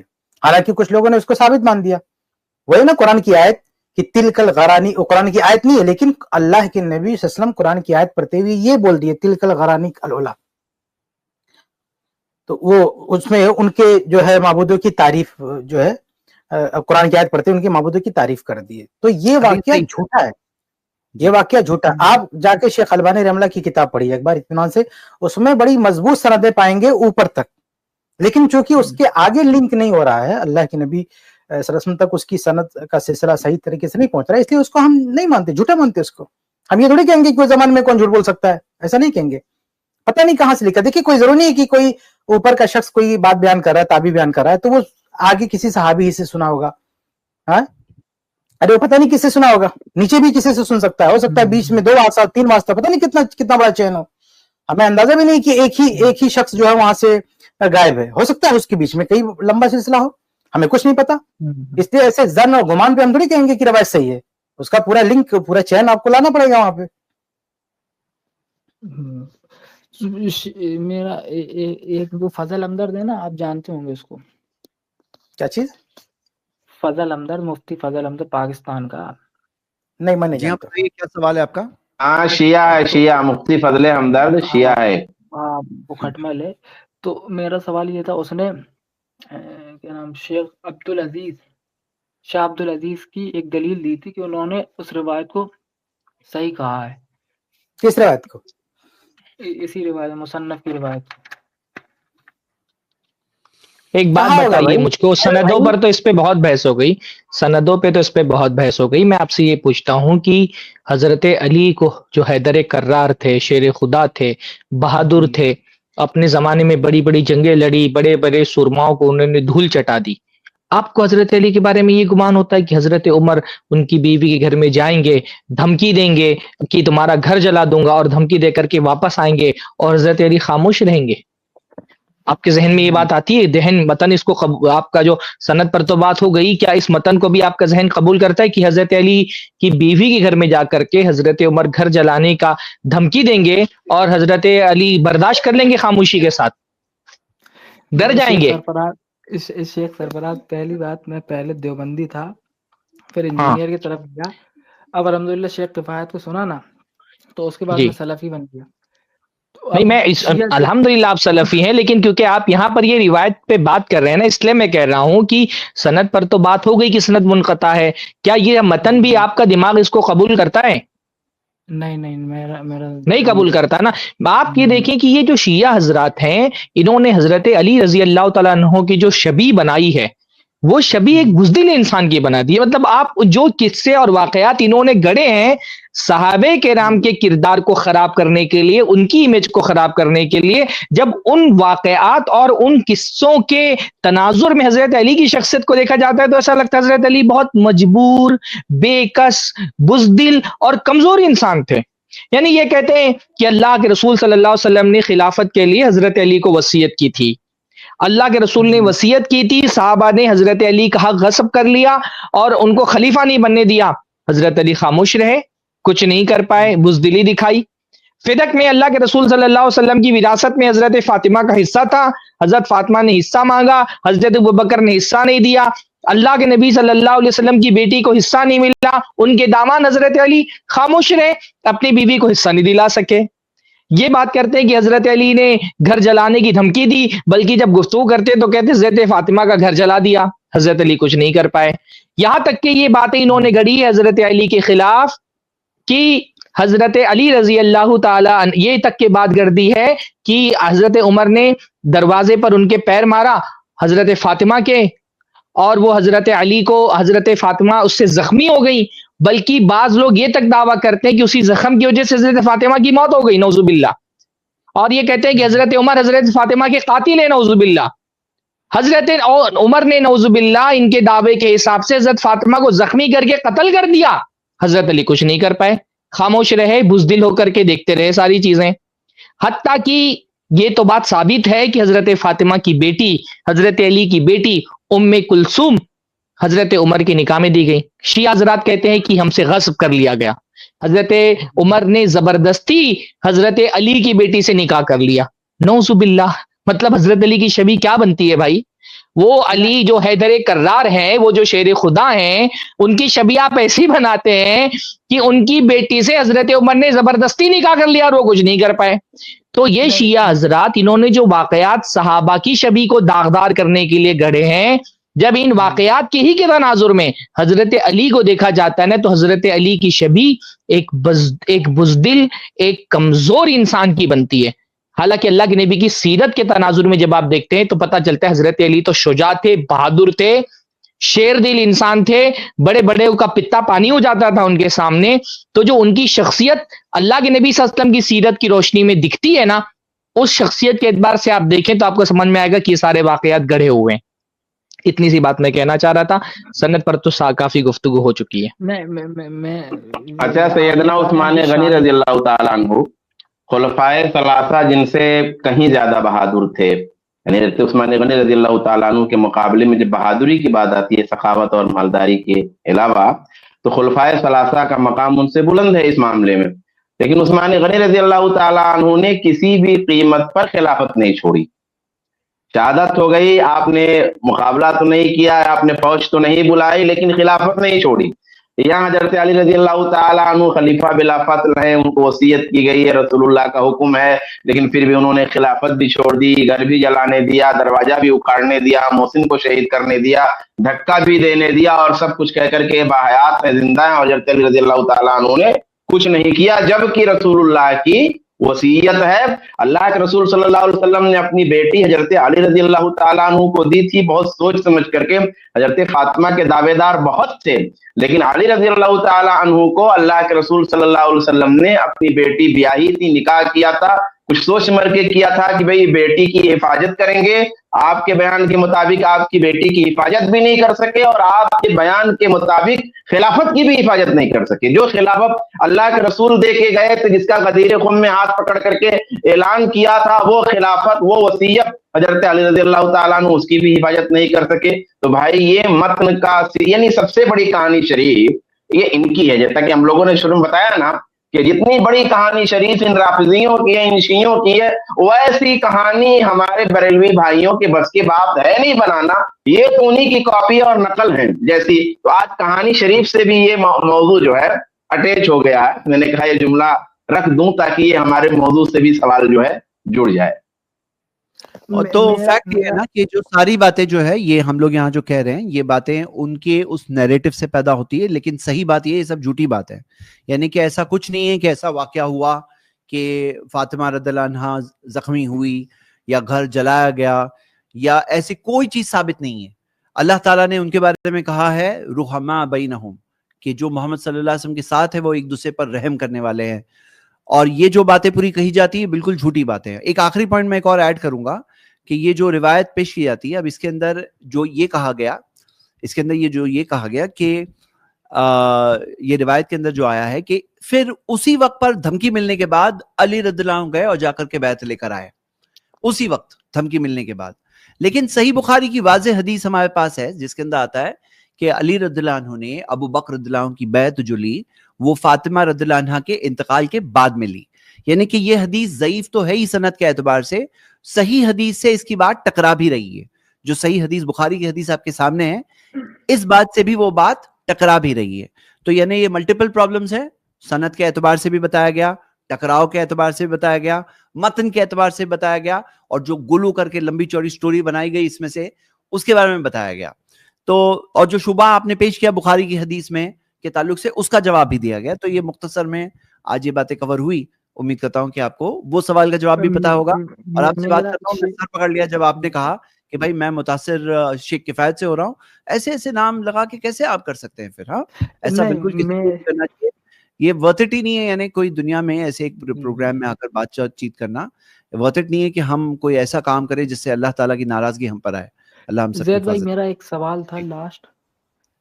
ایسا کہ معذرت چاہوں گا کیونکہ بہت لوگ ویٹ کر رہے ہیں، ایک سوال آگے آپ کو کبھی موقع دوں گا. آپ اپنے ریئل نام سے آئیے اس طرح سے وہ نام لگائے بغیر. ہاں آگے کیونکہ بہت سے لوگ ویٹ کر رہے ہیں. بہت معذرت تھا جی، بہت معذرت جی، کیونکہ وقت کم ہے نا، اسی لیے. رمضان بھائی آپ کا استقبال ہے ہماری اسٹریم میں. جی السلام علیکم ورحمۃ اللہ وبرکاتہ. کیونکہ وقت کم ہے، آپ مختصر سوال پوچھیے اور ہم مختصر جواب دیں گے اس کا انشاءاللہ. جی جیسا کہ آپ کو پتا ہے کہ اس وقت کمپیریٹیو ریلیجنز ہمارے اسلام کے اندر بھی بن چکے ہیں، تو اسی کمپیریٹیو ریلیجن کی بنیاد پہ جو ہمارے فرقے ہیں انہوں نے اپنی ایک آئیڈینٹی عوام الناس کی عدالت میں کریٹ کر دی ہے. تو آپ صلی اللہ علیہ وسلم کی اس کے متعلق حدیث ہے کہ 72 فرقے قرب قیامت بنیں گے، اور میں سے صرف ایک فرقہ جو ہے وہ جنت میں جائے گا اور باقی تمام فرقے جو ہے وہ جہنم میں جائیں گے. تو پھر آپ صلی اللہ علیہ وسلم کی صحیح مسلم میں 2005 نمبر حدیث ہے، یہ انٹر کنیکٹڈ ہے تمام احادیث. اس میں آپ صلی اللہ علیہ وسلم فرمایا وَشَرُّ الْأُمُورِ مُحْدَثَاتُهَا وَكُلَّ مُحْدَثَةٍ بِدْعَةٍ وَكُلَّ بِدْعَةٍ ضَلَالَةٍ وَكُلَّ ضَلَالَةٍ فِي النَّارِ، کہ ہر بدعت گمراہی ہے اور ہر گمراہی دوزخ میں دھکیل دینے والی ہے. اب بحیثیت اہل حدیث، چونکہ آپ اہل حدیث ہے، تو آپ اپنے آپ کو اس حدیث کے موافق جو ہے وہ جنتی فرقہ ڈکلیئر کرتے ہیں. تو پھر اسی کی بنیاد پہ آپ صلی اللہ علیہ وسلم جو فرمایا ہے کہ ہر وہ بندہ یا پھر ہر وہ طبقہ کی جو بدعت کو کریٹ کرتا ہے اس پلانٹ ارتھ کے اوپر، تو اگر وہ اسلام کے اندر اپنے آپ کو یعنی انکلوڈ کرتا ہے اور دوسری طرف سے پیرالل میں وہ بدعت بھی کر رہا ہے، تو وہ اس حساب سے جہنمی ہے. اور صرف یہ بدعت نہیں کرتے، آپ کے بقول یہ لوگ شرک بھی کرتے ہیں. تو اگر بریلوی اور دیوبند تصوف کو مانتے، تصوف کے پورے سسٹم کو مانتے، تو آپ بحیثیت اہل حدیث بریلویوں کو اور دیوبند کو دونوں کو جہنمی ڈکلیئر کریں. بھائی ہم تو کسی کو بالتعین جہنمی نہیں کہتے، ہم تو بتاتے کوئی یہ کام کرے گا تو جہنم میں جائے گا، یہ کام کرے گا تو اسے جنت ملے گا. ہم کہاں تکفیر کرتے کسی کے؟ بھائی کسی کو کہاں کافر کرا دیتے ہیں؟ اہل حدیث جماعت ایسے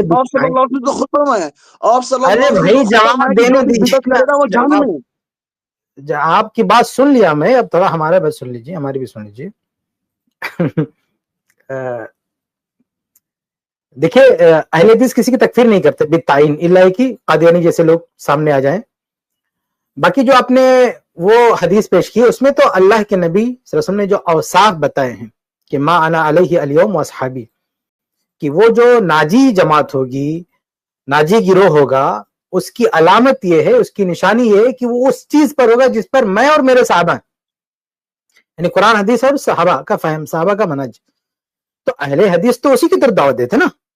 اہل الحدیث کی کوئی مدون فقہ ہے کیا؟ کوئی لوک فتاوی ہے کیا؟ کوئی خاص ایسے امام ہے کیا؟ کوئی شخصیت ہے؟ اہل حدیث کس کی طرف بلاتے؟ قرآن کی طرف، حدیث کی طرف، صحابہ کے فہم کی طرف. بس یہ اہل حدیث کی دعوت ہے. اور یہی تو اللہ کے نبی صلی اللہ علیہ وسلم نے کہا نا کہ ما انا علیہ الیوم واصحابی. تو جو اللہ کے نبی صلی اللہ علیہ وسلم نے فرمایا ہے اسی طرف اہل حدیث بلاتے ہیں. اہل حدیث کسی امام کی طرف نہیں بلاتے، اہل حدیث کا کوئی گروپ نہیں ہے کہ اس کی طرف بلاتے ہیں. اہل حدیث کی کوئی ریڈی میڈ ایسی کتابیں نہیں ہیں کہ ان کو آگے پڑھو اور وہ ہو جاؤ گے. ہم تو کہتے ہیں قرآن اور حدیث جو اللہ کے نبی سے ثابت شدہ ہو. ہم کتب ستہ کی بات کرتے ہیں، اس میں جو ضعیف حدیث ہم کہتے ہیں اس کو بھی مت مانو. تو اہل حدیث میں کیا پرابلم آپ کو دکھ رہا ہے؟ کیا اعتراض ہے آپ کو اہل حدیث کے اہل حدیث میں مجھے پرابلم نہیں دکھ رہا ہے. مجھے پرابلم اس بات پہ دکھ رہا ہے کہ بحیثیت اہل حدیث، چونکہ آپ صلی اللہ علیہ وسلم فرمایا کہ جو بھی بدعت کرے گا وہ جہنمی ہے. اور صرف یہ بدعت نہیں کرتے، یہ لوگ شرک کرتے ہیں. حنفی بریلوی اور حنفی دیوبند، حنفی بریلوی اور حنفی دیوبندی، چونکہ یہ لوگ تصوف کے اس سسٹم کو مانتے ہیں. تو آپ بحیثیت اہل حدیث، چونکہ آپ صلی اللہ علیہ وسلم فرمایا کہ ایک فرقہ جو ہے وہ جنت میں جائے گا اور تمام فرقے جہنم میں جائیں گے. اور آپ جو کہتے ہیں نا کہ ہم فیہا خالدون کے تحت، وہ یعنی اس آیت کے تحت یہ لوگ نہیں آئیں گے کہ ان کو کبھی نہ کبھی جہنم سے نکال کر جنت میں ڈال دیا جائے گا. تو وہ بدعت کے متعلق ہے، شرک کے متعلق نہیں ہے. جو مسلمان شرک کرے گا وہ جہنم میں جائے گا. اور بریلوی اور دیوبند دونوں تصوف کے پورے سسٹم کو مانتے ہیں. تو آپ ان کو جہنمی ڈکلیئر کرے اور ہم فیہا خالدون کے تحت ان کو مانے. آپ کا سوال ہی غلط ہے نا.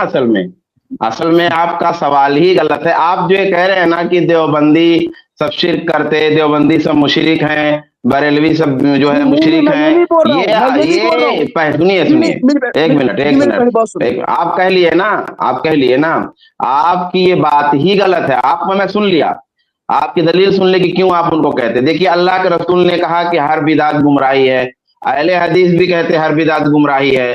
اللہ کے رسول نے کہا جو بدعت کرے گا، جس کے اندر بدعت پائی جائے اس کے اندر گمراہی ہے. شرک جس کے اندر پایا جائے اس کی یہ سزا ہے. کفر جس کے اندر ہو اس کی یہ ہے.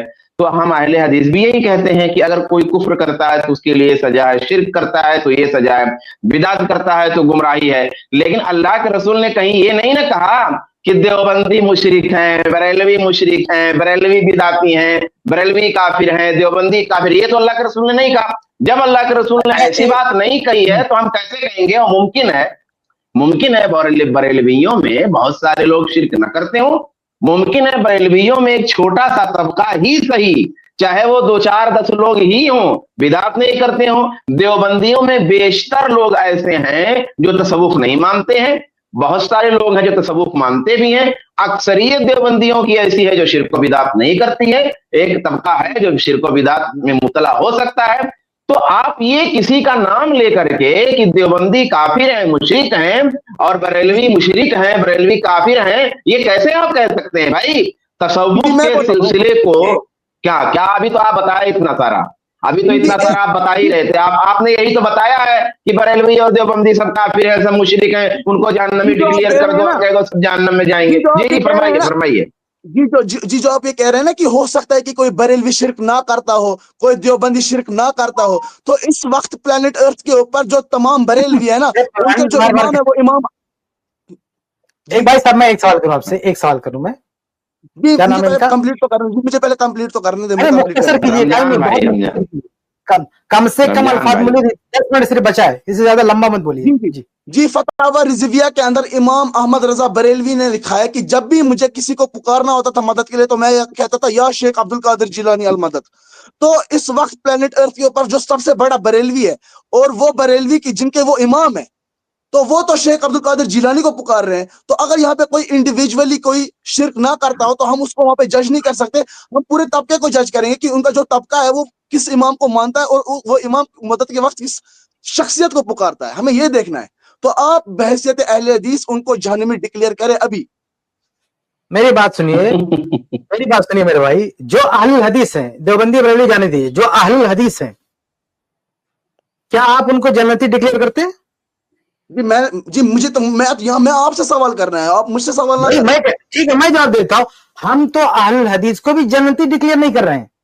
یعنی اللہ کے نبی صلی اللہ علیہ وسلم نے جنت کی صفات بتائی ہیں اہل جنت کی، کہ وہ جماعت، وہ گروہ جو قرآن و حدیث پر صحابہ کے طریقے پر ہوگا وہ جنت میں جائے گا. ہم اس صفات کے حامل ہیں، اس کے دعوے دار ہیں. ہم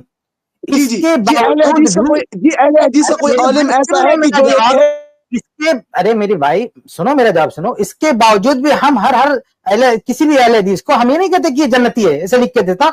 دیکھیں جنتی کے اوصاف پائے جانے کی وجہ سے آپ کسی کو جنتی ڈکلیئر نہیں کر سکتے. آپ کو یہ حق حاصل نہیں ہے کہ آپ کسی کو اہل حدیث یا جو بھی آپ کی نظر میں اچھا ہو، دنیا میں کوئی تو ہوگا نا جس کو آپ اچھا سمجھتے ہو، अच्छा समझने की वजह से आप उसे जन्नत की सर्टिफिकेट नहीं दे सकते आप, समझ। ऐसे ही अगर कोई आदमी शिर्क कर रहा है, कुफ्र कर रहा है, जो भी कर रहा है, आप बहुत कर सकते हो, तो हुज्जत कायम करने पर उसको आप कुफ्र का फतवा लगा सकते हैं, जो भी लगाना लगाइए।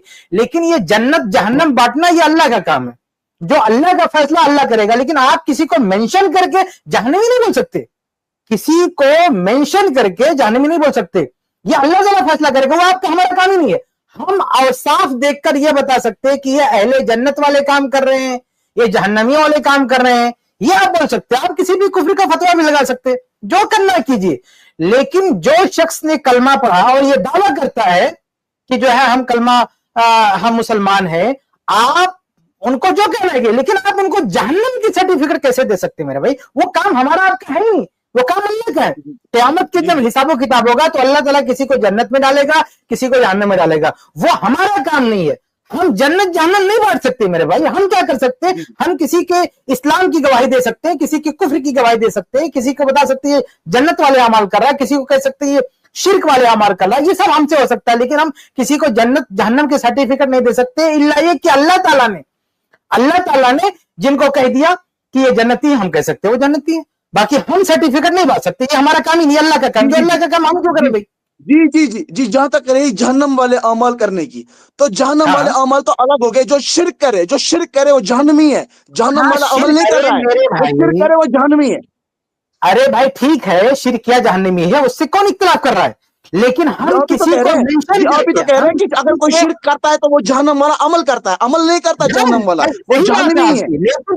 अरे भाई आपकी बात सही है, लेकिन किसी को मेंशन करके किसी गुरु को ये सबके सब जहन्नमी है, ये हमसे नहीं हो पाएगा भाई।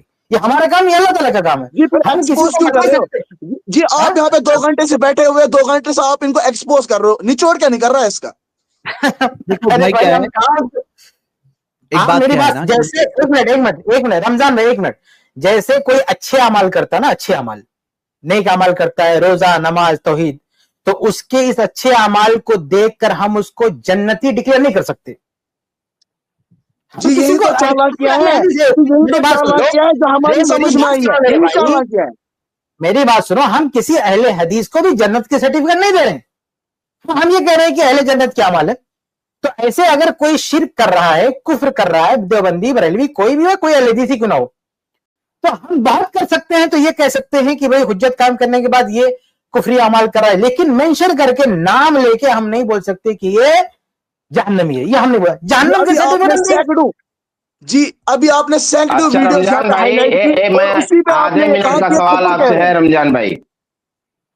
रमजान भाई, आप सिर्फ इतना बताइए कि आप कह सकते हैं कि रमजान भाई कि रमजान मैं जन्नती हूं, आप ऐसा कह सकते हैं? अगर मैं शिर्क करूं मैं जन्नत में जाऊं, क्या अगर मैं शिर्क करूं तो मैं ये कह सकता हूं क्या कि जन्नत में जाऊंगा? जी बिल्कुल। आप शिर्क करें तो कह सकते हैं कि आप जन्नत में जाएंगे।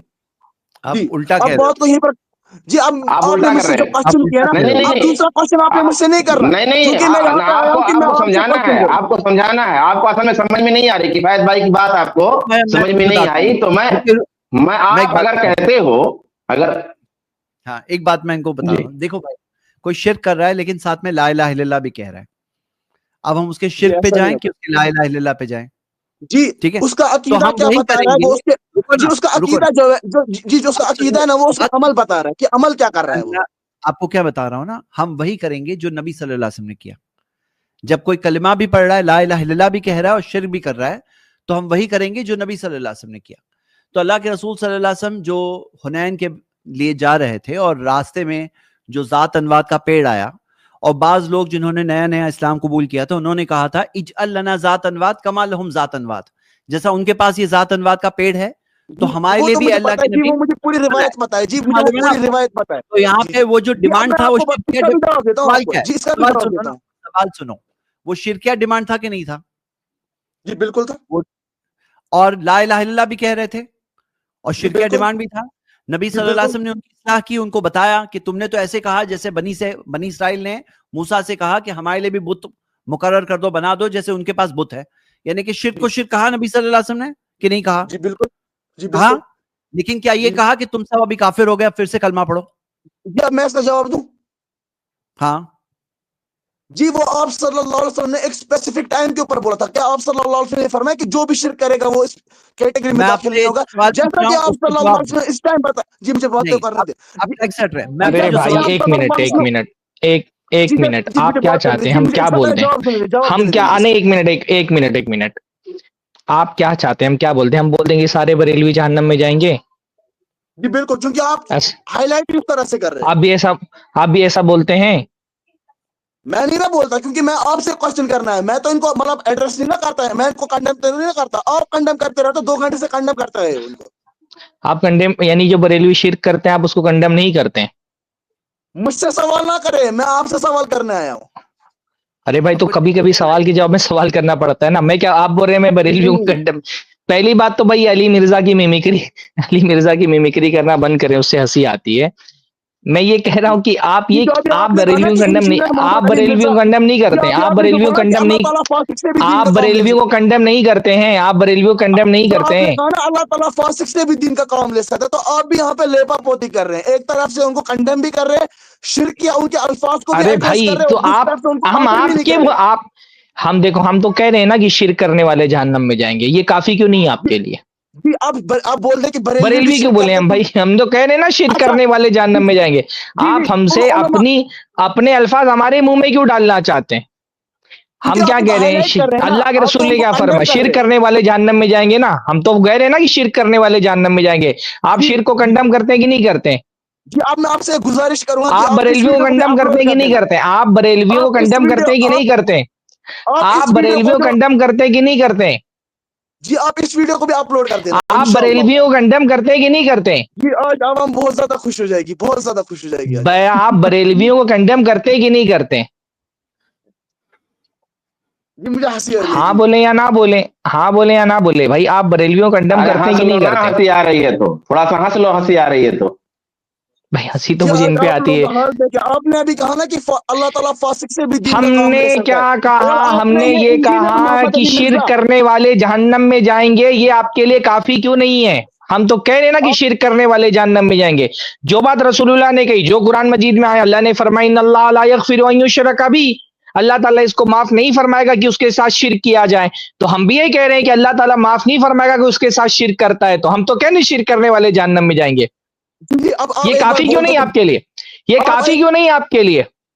क्योंकि ये आप उनको काफी क्यों हाईलाइट नहीं कर रहे आपके हैं, जो लिए? शिर्क कर रहे हैं, जो शिर्क कर रहे हैं आप उनको हाईलाइट कर रहे हैं। कहानी शरीफ बोल रहे हैं, कहानी शरीफ। जी अब आपने जो बोला ना कि इंजीनियर अजीब है मोहम्मद अली यार। मिर्जा एक के ऐसी एक मुतालिक बात आपने पूरी ये कहा। पूरी कहानी में पूरी कहानी में तो हम उन लोगों का रद्द करते रहे, बार बार तौहीद की दावत दे रहे, बता रहे कि ये खुराफात है, जी ये रद्द शिर्क नहीं है, ये करना, कुफ्र है। रद्द हाँ, नहीं करना, कुफर कहना है, कुफर कहना है, रद्द नहीं करना, कुफर तो कहना है। कह तो और जो रहे कि कुफर शिर्क करे वो कर रहे हैं, काफिर है। कुफ्र कर रहे हैं, और क्या कह रहे हैं? और क्या कह रहे हैं हम भाई? हम कह तो रहे हैं कि अब ये ये शिर्क है, बोले ये कुफ्र है। अब ये बोले जो कुफर करे वो काफिर है। हर वही कुफ्र तो करने वाला काफिर नहीं होता है। ये क्यों बोले हम कि हर शिर्क कुफ्र करने शिर्क वाला करने काफिर वाला होता है? काफिर, भाई शिर्क करने वाला मुशरिक होता है। भाई हर शिर्क करने वाला इस्लाम से खारिज नहीं होता है। कभी कभी ऐसा होता है कि कोई आदमी कुफ्र करता है, कोई आदमी शिरकिया काम करता है, लेकिन किसी उज्र की वजह से अल्लाह रब्बुल आलमीन उसको माफ फरमा देता है, और उसका वो शिर्क और कुफ्र उसको इस्लाम से खारिज नहीं करता है। ये उजुर क्या है? उजुर क्या है बरेलवी और देवबंद का? कोई भी उजुर क्या उज्र है? हो आप सकता है भाई, हाईलाइट कोई भी उज्र हो सकता है। एक आदमी ने कहा कि अभी आप मेरे सवाल का जवाब दीजिएगा। एक आदमी ने कहा कि जब मैं मर जाऊं तो मेरा जिस्म जला देना और मेरी राख हवाओं में और पानी में बहा देना, क्योंकि अगर अल्लाह ताला मुझे जिंदा करने पर कादिर हो गया तो मुझे ऐसा अजाब देगा जैसा अजाब उसने अपनी मखलूक में किसी को नहीं दिया होगा। इस आदमी ने जी वो अल्लाह एक की कुदरत का स्पेसिफिक इनकार टाइम के किया। ऊपर एक एक मिनट, अभी बीच में नहीं बोलिए, एक बीच में मत बोलिए, बीच जी में मत जी बोलिए। नहीं, जितना मैं जी पूछ आप रहा हूँ, गलत जितना बोल मैं रहे हैं, पूछ रहा हूँ आप उसका गलत जवाब बोल दीजिए। रहे हैं। टाइम नहीं है हमारे पास, जितना पूछ रहा हूँ उसका जवाब दीजिए। इस आदमी ने अल्लाह की कुदरत का इनकार किया। अल्लाह की कुदरत का इनकार क्या है? कुफ्र है कि नहीं है? जी बिल्कुल। इस आदमी ने कहा कि मरने के बाद अगर मैं जला दिया जाऊंगा और मेरी राख हो जाएगी, हवा में पानी में बहा दी जाएगी, तो अल्लाह मुझे जिंदा करने पर कादिर नहीं रहेगा। अल्लाह की कुदरत का इनकार कुफ्र है कि नहीं है? जी बिल्कुल कुफर है, लेकिन कुफर और शिर्क में फर्क है। एक ये मिनट, इसने एक कुफर किया, मिनट, एक इसने मिनट। कुफर किया इसने और इसने अपने शिर्क किया। बास बादल आपको मौत का शिर्क की इनकार दलील किया, देनी है, इसने मरने के बाद जिंदा होने का इनकार किया, इसने मरने के बाद जिंदा होने का इनकार किया कि मरने के बाद अगर इंसान को जला दिया जाए तो उसको जिंदा नहीं किया जाएगा। कुफ्र है कि नहीं बास बादल मौत का? جی بالکل کفر ہے، جی بالکل کفر ہے یہ جنت میں گیا کہ جہنم میں گیا؟ جی، وہ مجھے نہیں پتا. ارے اللہ کے رسول صلی اللہ علیہ وسلم نے فرمایا، اللہ کے رسول صلی اللہ علیہ وسلم نے فرمایا اللہ تعالیٰ نے اس بندے کی راگ کو ہواؤں کو حکم دیا، اس کی راگ جمع کی گئی، اللہ تعالیٰ نے اس کو زندہ کیا، زندہ کرنے کے بعد اس سے پوچھا کہ تم نے ایسا کیوں کیا تھا؟ اس نے کہا اللہ من خشیتی کا یا رب، اللہ تعالیٰ تیرے خوف سے کیا تھا. تو اللہ تعالیٰ نے کہا جاؤ تجھے اس خوف کی وجہ سے میں معاف کر دیتا ہوں. اللہ نے اس کو جنت میں ڈال دیا. دو آپ کو کفریہ کفر کی کام دلیل- کرنے آپ کے کو بعد کفر کی دلیل نہیں دینی تھی، آپ کو شرک کی دلیل دینی تھی، کفر کی او دلیل نہیں دینی اللہ تھی، کے شرک کی دلیل بندے، دینی تھی. اللہ تعالیٰ کی قدرت کا انکار کرنا شرک نہیں ہے. جی شرک نہیں شرک ہے. کا مطلب کیا سمجھ، کیا شرک جاہل بولتے آدمی کسی ہے اور یار؟ کو معبود ایک بنانے کو. جی آدمی شرک کا اللہ مطلب کی یہ نہیں قدرت ہے. کا انکار کر رہا ہے، یہ شرک نہیں ہے. جی شرک بولتے ہی نہیں اس کو، جی اس کو کفر بولتے ہیں. شرک بولتے ہیں اللہ کے سوا کسی کو معبود بنانے کو. اللہ کی قدرت کا انکار، اللہ ایک بندہ یہ کہہ رہا، اللہ تعالیٰ کی بھائی ایک منٹ، اس کو توحید کا مطلب انکار سمجھانا کرنے کو پڑے گا. کفر کہتے ہیں. توحید جی انکار صفات کس کو کہتے ہیں؟ توحید جی صفات انکار. کس کو کہتے ہیں؟ ارے اللہ کے بندے جی رک، کفر. ابھی تجھ کو ابھی تو یہ مرزا علی انجینئرز کے فالوورز کا یہ بہت بڑا پرابلم ہے. ان کو بھی توحید اور شرک بھی کلیئر نہیں ہے اور یہ بڑے بڑے مسئلوں پہ گفتگو کرتے ہیں. توحید صفات کس کو بولتے ہیں؟ توحید کی کتنی قسمیں؟ جی توحید کی میں تو آپ سے سوال- جی توحید آپ مجھ سے ابھی رک، سوال جو ابھی کر رہے ہیں نا. ارے اس بندے کو پہلے، اس کو پہلے توحید شرک سمجھانا جی پڑے گا. ایسا نہیں چلتا ہے. توحید جی کی مجھے بھی کتنی بات کرنے قسمیں؟ دیں. جی مجھے بھی توحید بات کی کرنے دیں. کتنی قسمیں؟ ابھی یہ بول رہا ہے کہ اللہ کی قدرت کے انکار کو شرک ہی نہیں کہتے. یہ بتا میرے بھائی توحید کی کتنی قسمیں؟ جی آپ توحید ثابت کریں نا. ربوبیت، توحید میں الوہیت، تو توحید آپ سے اسماء و پوچھنا صفات ہے نا. نا. ارے رک بے میں تو آپ سے پوچھنا ہے نا. آپ مجھے کبھی کبھی منہ سے نکل جاتا ہے. توحید توحید صفات کس کو بولتے ہیں؟ اللہ تعالی کے صفات کو تسلیم کرنے کو توحید بولتے کہ نہیں بولتے ہیں؟ جی وہ ایک اللہ نے جو specific صفات time کے اپنے اوپر ہو لیے گیا. ثابت کی ہے، ارے اللہ نے جو صفات اپنے لیے ثابت کی اس کو ماننا توحید ہے کہ نہیں ہے؟ یہ پوچھ رہا ہوں تجھ سے جی میں. وہ تو ایک specific اللہ time ہو تعالیٰ گیا نے نا. جو جی صفات وہ تو اپنے ایک لیے specific ثابت time کی ہو ہے، گیا نا. یہاں وہاں مت بات کر بھائی، ٹائم نہیں ہے زیادہ. جو صفات اللہ تعالیٰ نے اپنے لیے ثابت کی ہیں اس کو ماننا توحید ہے کہ نہیں ہے؟ جی یہ تو ایک specific time کی آپ نے بات کی اللہ جو آپ نے تعالیٰ حدیث کو پیش کی ہے نا. قادر ماننا یہ توحید ہے کہ نہیں ہے؟ جی آپ مجھ سے سوال پوچھ رہے ہیں. ہاں ہاں اب آپ ایک ہاں کام بھائی تم سے پوچھ رہا ہوں، اللہ تعالیٰ کو قادر ماننا یہ توحید ہے کہ نہیں ہے؟ جی آپ مجھ سے سوال پوچھ رہے ہیں یا میں آپ سے سوال پوچھوں گا؟ آپ مجھ سے میں سوال پوچھ رہا جو ہوں میں تم سے، سوال تم نے ابھی کہہ دیا کہ جی اللہ تعالیٰ کی قدرت کا انکار شرک نہیں یہ ہے. تو چالاکیاں تو میں پوچھ رہا ہوں ہیں. کہ جی اللہ یہ تو تعالیٰ کی لیبا اللہ پوتیاں ہیں. تعالیٰ کو قادر ماننا یہ توحید ہے کہ نہیں ہے؟ جی یہ لیبا پوتیاں ہیں. آپ مجھ سے سوال کیوں کر رہے ہیں؟ میں آپ سے سوال کر رہا ایک ہوں. ان کو ایک ارے کام بھائی کریے، تم دعویٰ اب کر رہے اب ہو جواب کہ وہ بتا دیں. آدمی اللہ کی قدرت کا انکار شرک نہیں ہے، اتنا بڑا دعویٰ کر رہے ہو کہ اللہ کی قدرت کا انکار کرنا شرک نہیں ہے، تو میں یہ ثابت نہ کروں اس اسٹریم میں کہ اللہ کی قدرت کا انکار بھی شرک ہے؟ اللہ کی طرف عجز کا نسبت کرنا اگر یہ شرک نہیں ہے تو دنیا میں شرک کیا ہے پھر؟ جی وہی تو میں بات توحید کر کی رہا ہوں. 3 قسمیں جیسا کہ ہوتی ہیں، یہ زید بندہ بھائی نہیں نے سنے گا، میں اپنی طرف سے بات کر دیتا ہوں، ختم. بات توحید کرو، کی جی 3 جی قسمیں ہوتی نا، توحید ربوبیت، توحید الوہیت، توحید اسماء و صفات. ایک بچے کو جو توحید پڑھتا ہے اس کو سکھایا جاتا ہے، تو توحید اسماء و صفات میں یہ بھی سکھایا جاتا ہے کہ توحید اسماء و صفات کا مطلب یہ ہے کہ اللہ تعالیٰ کے جو اسماء ہے وہ اللہ کے لیے تسلیم کیے جائیں، اللہ کی جو صفات ہے وہ اللہ تعالیٰ کے لیے تسلیم کیے جائیں. تو جب توحید صفات کا مطلب ہوتا ہے اللہ کی ثابت شدہ صفتوں کو ماننا، تو کوئی اللہ تعالیٰ کی کسی ثابت شدہ صفت کا انکار کرے تو یہ شرک ہے. جی جب جی اللہ بس آج تعالیٰ دیکھ کے لیے لیا. قدرت ماننا جی بس آج توحید ہے دیکھ تو لیا. یہ شرک ہے. اب اس بندے نے، دیکھو میری دلیل پوری جانے دو، اس بندے نے شرک کیا، لیکن کیونکہ وہ شرک جہالت کی وجہ سے کیا تو اللہ تعالیٰ نے معاف کر دیا. اس لیے ہم نے کہا کہ ہر شرک کرنے والا اسلام سے خارج نہیں ہوتا ہے، ہر کفر کرنے والا اسلام سے خارج نہیں ہوتا. کبھی کبھی کوئی کفر جہالت کی وجہ سے کرتا ہے، تو جہالت کی وجہ سے کیا گیا کفر اگر اللہ تعالیٰ کے یہاں پہ وہ جہالت ایک عذر ہوئی اس کی، تو اس کی وجہ سے اللہ رب العالمین اس کو جہنم میں ڈالنے کے بجائے جنت میں ڈالے گا، جیسے اس بندے کو ڈالا. اس بندے نے جو دونوں باتیں کہی، دونوں باتیں کفریہ تھیں، دونوں باتیں شرکیہ بھی تھیں. یہ اس طرح کا کفر ہے جو شرک بھی ہے، پھر بھی اللہ تعالیٰ نے اس کو معاف فرما دیا. اس کا یہ مطلب ہوا کہ ہر کفر کرنے والا کافر نہیں ہوتا، ہر شرک کرنے والا اسلام سے خارج نہیں ہوتا. اسلام کی جو بنیادی بات ہے وہ ہم بار بار کہہ رہے ہیں کہ شرک کرنے والا جہنم میں جائے گا. آپ ہم سے بلا وجہ گلوانا چاہ رہے ہیں کہ سارے بریلوی جہنم میں جائیں گے. ہم کیوں کہ بھائی سارے بریلوی جہنم میں جائیں گے؟ جی اب میں ہو بات سکتا کروں. ہے ان میں سے جی کسی کے پاس جہالت کا عذر اللہ تعالیٰ قبول فرما لے. ہم کون ہوتے ہیں اللہ تعالیٰ کی رحمت کا فیصلہ کرنے والے؟ ہم عمومی بات کریں گے کہ شرک اللہ رب العالمین کی طرف سے جہنم میں لے جانے کا سبب ہے. جو شرک کرے گا وہ جہنم میں جائے گا. اب ایک پرٹیکولر آدمی شرک کر رہا ہے کلمہ پڑھنے کے باوجود, ہو سکتا ہے اللہ تعالیٰ اس کا کوئی عذر قبول فرما لے, اس کی جہالت کی وجہ سے اللہ تعالیٰ اس کو جہنم میں ڈالے, کسی اور عذر کی وجہ سے جہنم میں ڈالے, وہ اللہ تعالیٰ بہتر جانتا ہے. جی جی بات ہو گئی اب میرے میں خیال بات سے کروں مکمل. جی اب میں بات نہیں کروں بس ہو گئی بات, ہو گئی بھائی بات, اگلے ہفتے ہو گئی بات. ایسے بات نہیں, ایسے بات نہیں ہوگی کہ میں سوال کروں تو آپ بولے میں کیوں, جہاں جہاں پہ جواب نہیں بن پڑ رہا ہے بول رہے میں کیوں جواب دوں, یہ تھوڑی بات ہوتی ہے. جی میرے خیال اچھا سے ایک چیز کی وضاحت میں کر دوں زید جی بھائی, میں نے کچھ آیتیں ڈالی ہیں, ایک دو آیت, اس کو اگر لگا دے تو موضوع تھوڑا مکمل ہو جائے.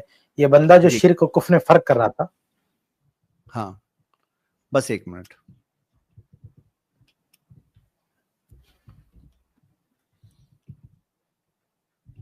بھائی عام طور پہ میں کوشش کرتا ہوں کہ بعض مرتبہ ہم لوگ بھی انسان ہیں بھائی, میں عام طور پہ کوشش کرتا ہوں کہ غصے میں نہ ہوں میں اور بات کنٹرول میں رکھوں, صحیح. لیکن کچھ باتیں ایسی ہوتی ہے نا کہ انسان, مطلب ہم بھی تو انسان ہے نا, کوئی آدمی اس صحیح طرح صحیح. کی نہیں بات نہیں, کرے, ایک بندہ بہت اللہ فٹ کی تھا قدرت کا انکار سرفراز کر رہے بھائی. ہیں, یہ اللہ آپ کی نے جو قدرت کا جملہ انکار بولا, کرنے کو بول رہے ہیں. ہاں آپ نے جو جملہ بولا وہ بہت سٹیک تھا, اور وہاں اتنا فٹ تھا, وہ لفظ اتنا فٹ تھا, اتنا سیٹ تھا کہ اس میں کسی معذرت کی کوئی ضرورت ہی نہیں ہے. وہ بندہ اس نہیں طرح ٹھیک, کی اس کو چیزیں بول تھوڑا سا, رہا ہے. نہیں یہ ہاں, آپ کو بہت مطلب, کبھی لیکن کبھی ہم لوگ جہالت جو سامنے ہے کی نا, نہیں سن اتنی رہے. بڑی جہالت, ایک بندہ یعنی یہ بات صرف اپنی بات رکھنے کے لیے اللہ کی قدرت کا انکار کرنے والے کو بول رہا ہے وہ مشرک نہیں ہے. اگر اللہ کی قدرت ہی کا انکار کرنے والا مشرک نہیں تو دنیا میں شرک کیا ہے؟ مطلب اتنی بڑی بات بندہ بول دیتا ہے.